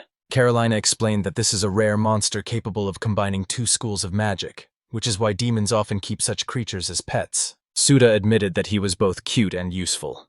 At that moment, Ciel reached out and hugged the fox with a happy cry. She whispered that she wanted to take care of him constantly, even in the capsule, because it was too magical. Suta smiled and allowed her, to which the girl gratefully thanked the host. He turned to Aphrodite and saw tears. The goddess was shouting indignantly that he now loved the little animal more than the most beautiful girl in the world. Suta understood. She was jealous of the fox. To dispel her resentment, he added, they still had 3 wolves and 3 ghosts left, so they could make a few more kitsunebi. But suddenly the system reported an extremely rare cross. From the glow emerged a huge C-rank Kitamaro, a sage among forest beasts, with incredible stamina and fur for which merchants were willing to pay exorbitant prices. Suda was confused. He was expecting a kitsunebi, but instead he got a completely different creature. He remembered the system's warning about the chance of a rare crossbreeding and realized that this was it. The probability of such a miracle was only 5%. Carolina admitted that this was the first time she had seen something like this. Even for her, it was news. She said that she had not encountered such creatures in 300 years. They probably live in the most remote corners of the world. Suda thought he was incredibly lucky, but the benefit of the monster was questionable. It had no magic, and its stamina, although high, was no match for an adamantite golem. Aphrodite came closer, ran her hand over the fluffy fur, and whispered in delight that it was simply incredible. Aphrodite strokes the monster and says that its fur is incredibly soft. It reminds her of a cute animal. She asks Suta to order the creature to lie down. The guy doesn't understand the plan, but agrees. The giant obediently falls onto his back, and the goddess jumps on him and happily nestles in his fluffy fur. With a sudden exclamation, she jumps up and says that this is exactly what she dreamed of. The monster is perfect. She wants to take care of it and sleep on it forever. Suta asks if this means he has fulfilled her wish for a huge soft bed. Aphrodite replies that his fur is no worse than the heavenly beds. The guy smiles and says that if she likes the monster that much, then she should take it. Delighted, Aphrodite bursts into tears and throws herself on his neck, showering him with thanks. Suta feels lucky. He has completely satisfied the goddess's request. Later, he notices that she no longer demands to leave the capsule. Her new pet has completely taken over her attention. Even though he doesn't see the beauty every morning now, it's even better. It was already cramped in one bed, and the furry monster solved the problem. Before going to bed, the guy opens his characteristics and suddenly sees a new skill: psychological manipulation. This B-rank ability allows him to subjugate the mind and body of a subordinate monster. He guesses that he received it through a rare crossbreeding, but how the mechanics work is unclear. If the body is left unprotected, it will be dangerous to use this, but he is in the hotel now, so he can try. The system offers to choose a monster. Even Aphrodite's name appears on the screen. Suta is shocked by the thought that he could be in her body. He rejects the temptation, promises himself not to do anything stupid, but still clicks on her name. The system responds. The skill level is too low. Manipulation is impossible. Suta understands that he must try something else. He thinks of a mad mushroom, because the spores can even affect a goddess. Lying on the bed, he decides to transfer his consciousness into the body of a mushroom. And miraculously, he succeeds. He sees the world through the eyes of a monster inside the capsule. Everything seems gigantic. Looking at his hands, he is ridiculously surprised by the new sensation. So the skill really works. Now you can check what the girls are doing inside. He jumps towards them, overcome with curiosity. The first thing he sees is Aphrodite, sleeping peacefully, looking surprisingly beautiful and carefree. Suta has a tempting idea to play a joke on her. After all, being at the body of a mushroom, you can safely do an innocent prank. He jumps over the sleeping goddess, convinced that such an opportunity should not be missed. But suddenly the furry monster wakes up and abruptly throws the mushroom aside. Landing on the grass, Suta mentally apologizes. The defender guessed his intentions and reacted instantly. Standing up, the guy decides it's better to find someone else to experiment with. After a while, he comes across Carolina and tries to figure out what she's up to. Suddenly, Carolina shouts for no one to slow down and orders the goblins not to be lazy, because as Suta's right hand, she will not allow his army to relax. Suta realizes that Carolina trains the goblins in her free time, and their level increases on its own even without battles. It's all thanks to her. She kicks a goblin named Cora and says that the order to rest has not yet been given. A crazy idea arises in Suta's head. He wants Carolina to hit him too, because that way he can see her up close. He decides to change bodies and transforms into a goblin knight. Once inside his body, he can barely hold on. The armor and sword are too heavy, and the sense of danger only grows. Caroline approaches and asks why he stopped. She says the goblin knight will be punished. Now she will double the gravity for him. Suda is surprised to realize that Carolina possesses gravity magic and uses it for training, so it's no wonder he can't even stand up. He writhes on the ground and thinks, maybe this is too harsh, or is he really a worthless warrior? Carolina raises her foot and steps on his head, demanding that he get up. Suda is delighted. The beautiful maidservant girl is trampling him, and he sees her so close. He feels like he's in paradise, but Carolina shouts warily that the goblin's gaze is too strange, too human, and full of magic. Suda realizes that the situation is becoming dangerous, and he must change bodies immediately. He decides to take a risk. He concentrates and chooses the next monster, Kitsunebi. Unlike goblins, the cute fox can evoke sympathy. Suta is comforted. Now in such a cute appearance, she can visit Ciel with impunity. Later he comes across her house, built of new materials. It makes a great impression on him. He understands that even a simple dwelling requires considerable skill, and begins to scratch the door with his paws. The girl opens it and, upon seeing Kitsunebi, calls him Kotaro. It turns out that she has already given him a name. Suda is delighted. The plan worked, and now he can admire Ciel as much as he wants. She notices the fox cub's heavy breathing and takes him in her arms, worried about his condition. Suda thinks this is the perfect cover, but decides to go further. He jumps right at the girl, as if joking. They end up on the same bed, and Suta the fox happily jumps on Ciel, making her laugh out loud. He enjoys the moment, and she, blushing, asks him to stop because she feels incredibly ticklish. The fox crawls under her shirt, and she blushes even more because she can no longer control herself from the tickling. Suta is surprised. He didn't expect Ciel to react like that, and feels a strange admiration. Suddenly, Carolina appears at the door and Ciel screams in fright. Carolina asks what happened and why Ciel jumped up so suddenly. The girl begins to panic, making excuses that nothing happened, and asks if Carolina came with an errand. She replies that no, she's just worried about one feeling. Suta thinks it's inappropriate. If she suspects something, she'll have to change bodies urgently. Carolina seriously says that for some reason she feels her master's presence here. The fox freezes in shock. The guy thinks that in case of danger, he will immediately run away. Ciel asks how exactly Suta could have gotten into the capsule because it is impossible. Carolina, touching her chin, says that theoretically this shouldn't happen, but she can feel his soul. Suta understands that it's dangerous. Ciel suggests that Suta, as a tamer, could have locked himself in a capsule. Carolina confirms this idea. She suggests that one of his skills allows him to get inside. Ciel denies it, saying it doesn't seem realistic. The girl decides to ask Suta personally, and Carolina agrees. The guy sighs with relief. He was saved, even though he was on the verge of failure. Carolina opens the door and apologizes for worrying them, adding that she will see them tomorrow. Before leaving, she hints that monsters shouldn't be used for strange fantasies. Ciel is embarrassed by these words. Eventually, Suta returns to his own body. Looking at the capsule, he admits, "You can't hide anything from Carolina. She is too perceptive, so it is better to refrain from this dangerous skill." The next day, everyone in the guild is whispering about him. They say he's the one who defeated the ghost, even though to them he's still just a young man. Suta feels a strange atmosphere. In reality, it was Carolina who won, and he only informed Chloe. Suddenly, a man approaches him and says he wants to talk. It's Guard Vestberg, from a family of heroes. Suta asks who he is. He apologizes and explains who he is. Guard says he comes from an ancient line of heroes. Suta is surprised. This guy really is from a legendary family. The man adds that his ancestors fought against the demon Ibris 300 years ago and gained fame. Their lineage is called heroic. It is believed that each Vestberg is reborn and gathers strength to defeat Ibris again. Suta asks why he came. Guard says he is impressed by his victory over the ghost, and asks for help in taming the powerful demon. Suta exclaims in surprise, wondering if the demon has really been reborn.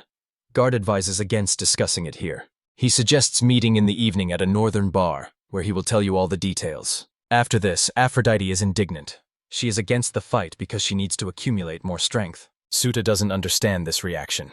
Previously, she wanted to defeat Ibris as soon as possible and return to heaven. The guy guesses. Maybe she's so comfortable with Kitamaro that she doesn't even think about heaven anymore. He asks Ciel.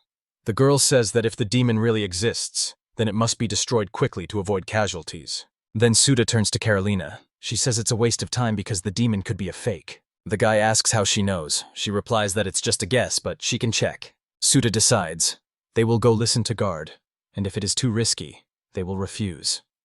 Aphrodite reluctantly agrees. That same night, Suta comes to the bar. Guard sits with a glass of wine and says that he knew he would come. He gets to the point. There are rumors that evil spirits have taken up residence in the estate to the east. He asks if Suta has heard of this. He says no. Guard explains that several strong adventurers have already gone there and haven't returned, so he wants to entrust this task to Suta. Suta asks if Ibris himself is there. He paints an image in his mind. He must live in a dark tower. Ard hints that it's probably the demon himself, and then adds, a reward of 30 million koalas. Suta jumps up and shouts, "Did he hear that amount correctly?" Guard calmly confirms, because for a descendant of heroes, these are trifles. The guy wonders, is this a real demon or a fake? They pay a lot of money, and this is a chance. His eyes light up, and he promises to give it his all. Guard nods in satisfaction. They say goodbye with words about fighting for peace together. But as soon as Suta leaves, a bat lands on his shoulder and flies to Guard. Later, Guard, sipping his beer, says that the prey has pecked easily again. Bat watches silently. The accomplice asks if they will throw that adventurer against the monsters again, so that they can then take the trophy. The Guard replies, "That's right." He boasts that the bloody business of heroes is thriving. All it takes is one mention of a demon and the state pays. He laughs and his friend nods. Who would dare to doubt the words of a noble hero? The bat hears everything. Soon the bat tells Carolina what he heard. The girl angrily says that using her master's name for such a vile deception is unforgivable. The next day, Suta and the girls approach the gloomy mansion. Aphrodite, trembling, asks if they are really coming here. And what about Ibris himself? She even jokes that any boy could beat up Suta. Suta also feels uneasy, but convinces himself that the real Ibris is unlikely to be here. Carolina confidently says that she feels strong magic, but not on par with the demon lord. But still, there is a powerful being there. The guy smiles awkwardly. Carolina is overestimating him again, but next to her he also feels strong. He is the first to open the door and sees that despite the dirt and dust, the mansion looks luxurious. Carolina freezes, then her eyes shine. There is an amazing collection of books here. Suta jokes that this is exactly her dream, a capsule library. She agrees. The guy thinks that it's possible to move the bookcase, but first he needs to discuss it with the owners of the mansion. Suddenly Aphrodite screams. Everyone rushes to her. The goddess points to the hideous monsters. They were level E ghouls, resilient and strong, but without skills. Suta wanted to capture them in a capsule, but Aphrodite categorically forbade it. She would not live with rotten meat. Then he summons several kitsunebi. The firefoxes burn the ghouls to the ground. Looking at the charred remains, Suta jokes that it's now crispy crust. CL strokes the foxes, thanking them. Carolina feels that real magic comes from behind heavy doors. Gritting his teeth, Suta resolutely opens them wide. Yuko is changing in the room.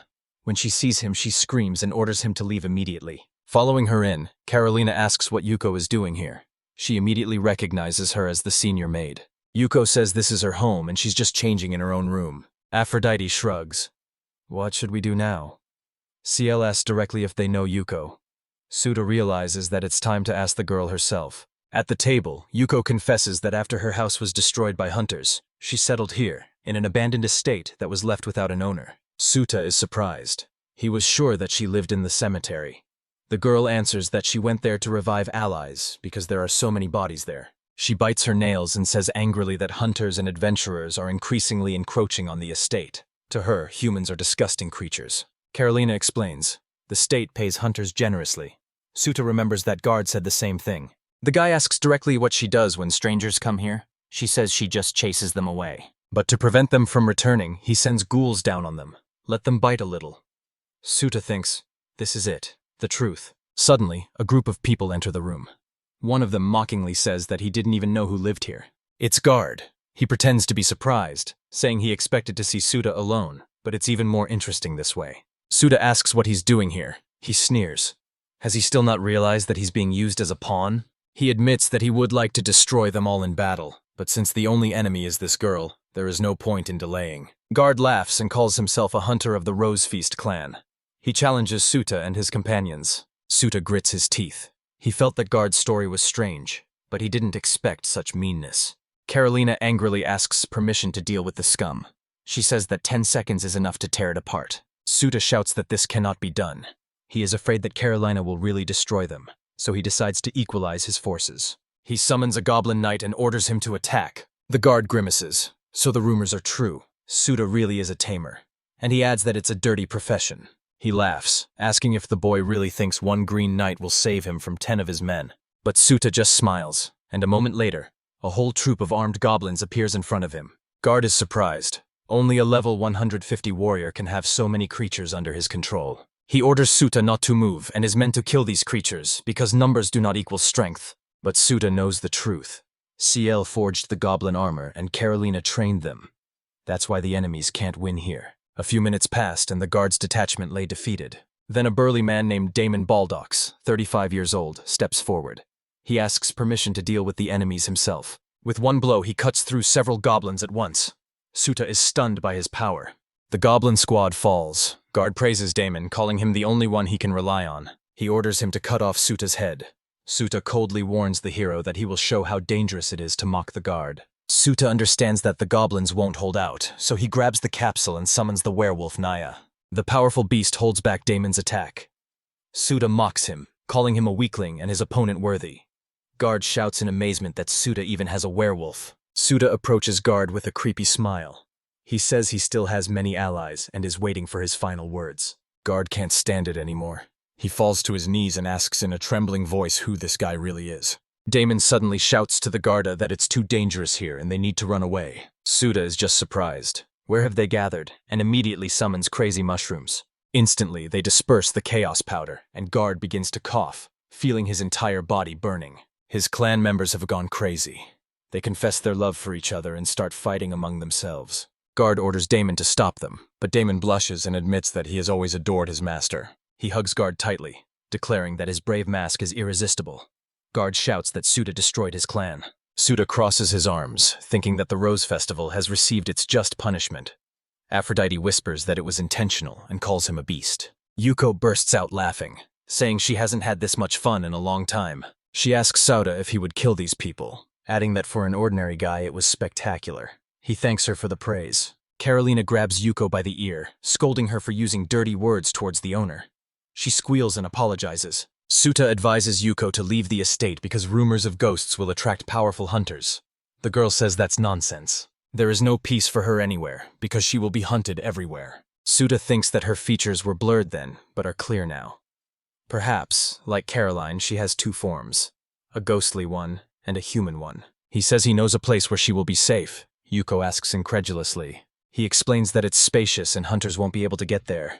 She says she'd like to see it. Suta asks her to turn away. Aphrodite and CL guess what the boy is up to. In an instant, he touches Yuko with the capsule. She lights up. His guess is confirmed. In human form, she can be caught. Holding the capsule, Suta thinks that now everyone can sleep peacefully. Yuko doesn't understand where she's at, and Suta is just happy that he caught the cute ghost. A week later, he is standing near the same estate. It is now his home. The estate was worth over 5 billion krone, but due to rumors of monsters, the price was reduced tenfold. Almost all the money from the ore went towards the purchase, but it was worth it. Now his monsters will have a place to live. He is pleased. Carolina received the books, and the 3 girls' wishes have been fulfilled. But suddenly he hears a voice. This is Aphrodite grumbling that the estate is too big and impossible to clean. She wonders why a goddess would have to clean up at all. Yuko supports her, hurling insults at people. Carolina immediately asks what she said about her husband. Yuko, in a panic, refuses to say anything. Aphrodite and the fox cubs are mopping the floors. The goblins and Ciel and Sud are scraping the hallways, and a giant golem is repairing the walls outside. The mansion is sparkling clean. Suda assigns each girl a separate room and moves their belongings into the capsule so they can finally sleep alone. But he miscalculated. He ended up in the same bed with Carolina, Ciel, and Aphrodite again. As he falls asleep, he thinks he has bought an estate, furnished a capsule, but nothing seems to have changed. The next morning, Suda woke up to loud footsteps. Aphrodite burst into the room and screamed that something bad had happened. Some man had grabbed Carolina.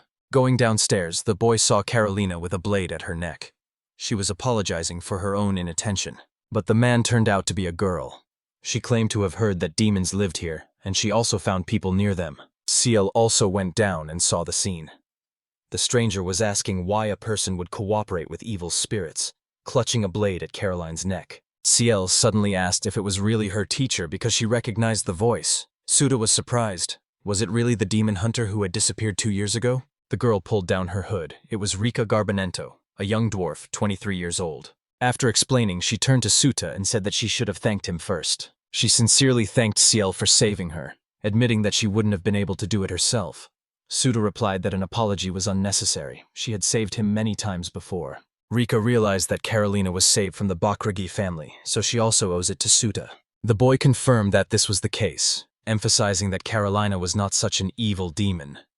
Rika acknowledged his courage, but mentioned Bakragi's reputation with disdain. Suda thought with relief that Rika finally understood everything. But she suddenly declared that there were no good demons and rushed to attack Carolina. Suda screamed, but Rika replied that he was bewitched by a demon and could not see the truth. He tried to convince her, but Carolina said it was useless. It was impossible to prove anything to such people. In the fight, Rika was surprised by Carolina's speed, and in response, she noted that her opponent's blows were too human. Out of respect for her weapon, Caroline decided to let go of some of her true power. Suda turned pale as she entered vampire mode. Her blow hit Rika's body directly. CL rushed to the teacher, but Carolina said that she was alive and would wake up soon. And indeed, Rika came too, sitting up in bed with a bitter laugh. She had been defeated, but pitied. She felt humiliated. Suda asked where she got such hatred for demons. Rika said that near Bel's shrine, they met up with the former commander of the demon army, Rumil. There were 6 A-rank adventurers in her squad. She remembered how their unit had been utterly defeated, and demonic evil scattered throughout the world terrorized people. That's why she joined the ranks of hunters, to destroy evil and never allow monsters to walk the earth again. Everyone listened to her story with respect and heaviness in their hearts. After the words, Rika stood up, bowed, and confessed that she had fled the city without saying goodbye, because she was afraid of losing her confidence. She approached CL, apologizing. The girl cried with joy that her mentor was alive. Rika thanked her for that. Then she turned to Suta and said that she had heard about a sharp increase in demon activity in the area. She was confused by both the estate and the casino built on the site of Bakragi's company. Suta was surprised to hear about the casino. Rika explained that they give out huge loans and then take the customers hostage. Rumor has it that demons are behind it all. She added that they had already sent spies, but contact with them had been lost. Most likely, they had already died. Suta abruptly interrupts Rika, asking if she can take on the task. The girl looks at him in surprise. She warns of the danger, but the guy replies that everything is fine. She has seen for herself what Carolina is capable of. He lifts the capsule, reminding himself that he has other powerful allies who will help Rick's comrades and prove that good demons exist. Soon Suta's group found themselves near the casino. The guy thought he should have done some reconnaissance first, but wondered why Aphrodite had followed him. The goddess said that she would not let him go alone, because she would not forgive him if he squandered all the money he had earned. Suta heard whispers from passers-by. They said that the institution's business had been going up lately. The boy remembered the disappearance of the Bakragi family and realized that these events were connected. He became curious about how they were doing business now. After a moment, he decides to go inside. The building shone with luxury, champagne, expensive wines, tables with gambling games. Suta noticed the girls in rabbit costumes. They had strange price tags around their necks. An old man approached the guests, called them dear visitors, and asked if this was their first time here. His name was Lost Thorazalti. He was 84. He explained that these marks were price tags. All the girls here are merchandise, and the winner of the games can buy the one they like with a special currency. When asked by Suta, he introduced himself as the owner of the casino and the chief commissioner of the Bakragi company. The guy realized, this is the new top of the company. Selling hostages has turned into a hobby that brings even more profit. Lost said goodbye, advising them to contact him with any questions. Aphrodite whispered softly to Essence that Lost was not human. The young man understood. His age confirmed Aphrodite's words, and the demon eye does not work in human mode. The same was true with Carolina. Aphrodite added that they needed to find out more about the enemy. Suta thought she just wanted to play. 2 hours later, he was sitting on the couch with a blank face. He had lost a lot of money. It all started out fun. At first there were a few wins, but as soon as the stakes were raised, the cards betrayed them. Aphrodite ran up, sobbing and apologizing, and she lost. Suta only tried to calm her down. He said it wasn't that bad. They had both spent 500,000. That was just the planned expenses for the month. There was still $1 million in the capsule. But Aphrodite confessed there was nothing left in the capsule. She had lost that money too. The whole thing was a mess. They were completely bankrupt. Aphrodite didn't understand why he had brought her to this corner, and even suspected bad intentions. But the guy only asked her not to make up stories. He asked her if she really lost everything. She blushed and replied, yes, first $500,000, and then she tried to win it back. Suta asked if she had noticed anything strange. They said that small bets were won, but if you had to raise them, you would immediately lose. Aphrodite thought about it and agreed. Then the boy said that he felt it wasn't their fault. They were the victims of deception. Aphrodite's eyes widened in shock. Suda recalls Rika's words. Clients were put in debt, documents were forged, turned into merchandise, and men were sold as cheap labor. He squeezes the capsule and declares that he will expose this rotten scheme. He asks Aphrodite to guard his body and summon him through the skill if anything happens. The guy understands that he can get through the ventilation to the other side. The most convenient form for this is a small kitsunebi. Aphrodite, confused, asks him to stop, not understanding the plan. Suda recalls. He never told her that the new skill allows you to transfer consciousness into the body of a monster. He transports himself into the body of a fox cub and asks Aphrodite to hold the lifeless body. The goddess is surprised to see the kitsunebi disappear into a ventilation shaft. Suda thinks it's not easy to expose an enemy when he hears laughter. There are two men in the room. One is almost crying with laughter. The other is making fun of some blonde aristocrat. The guy guesses that it's about Aphrodite. They mock that only stupid customers come here who don't notice anything strange. One confesses. They replaced the deck of cards with illusion magic. Suta shuddered. They revealed the secret surprisingly easily. The casino owner enters the premises. He frowns and asks why they are idle. Lost is interested in the same blonde. He ordered to squeeze everything out of her to the last drop. One man boasts that he got 10 million out of her, thanks to illusions taught to him by Mr. Lost himself. But suddenly Lost hits him hard in the face. He shouts furiously. He has repeated it hundreds of times. We need to plant debts and turn them into goods. Lost adds. A girl with that appearance could dance for aristocrats and be worth at least 30 million. The servant promises to improve but is also kicked. Lost howls in rage, calling him a worthless piece of trash who lost money. When the poor fellow faints, he leaves, throwing up contemptuously. That is why he hates dealing with people. Suda clenches his fists. To this demon, humans are just trash. It's because of good demons like Carolina that they are judged unfairly. He vows to destroy this business. A few days later, Carolina says that her senses sense the presence of her own kind in the building. She adds, "The owner is a worthless lower demon, so he won't feel her." Suda is once again convinced that Carolina can always be relied on. He recalls, he sold rare items from the estate and collected 20 million. This is all their savings. The game the guy chose was poker, which was where he had already lost. He was asked how much he would bet. Suta puts everything in without hesitation. He is ready to risk every coin. The players turn around in amazement. The guy bet 200 chips, 20 million. The dealer warns, the move cannot be revoked. Suta firmly says that he is sure. The game begins. Carolina sits nearby, calmly watching. Suta prepares for the worst, but sees that his opponent is full of self-confidence, relying on his tricks and magic. The guy takes the cards and gets cold. He doesn't even have a pair. The dealer asks if Suda wants to redeal the cards. The guy agrees. But the new hand brings nothing again. They lost so much money yesterday. It doesn't seem like a coincidence anymore. What's more, it's all written on the dealer's face. Suta quietly orders Carolina, and she magically changes his cards. The guy opens his hand and calmly announces that he has a royal straight flush. Everyone around him freezes in shock. The win is 100 times the bet, or 20 billion koalas. The dealer shouts that this cannot be. Suta understands. If they lied with magic, then why not defeat them with the same magic, but stronger? After all, there is a real magician on his team. The croupier accuses the guy of cheating and demands an explanation. Suta coldly asks how he knows his cards in the first place. Suddenly Lost intervenes, asking why there's such a commotion.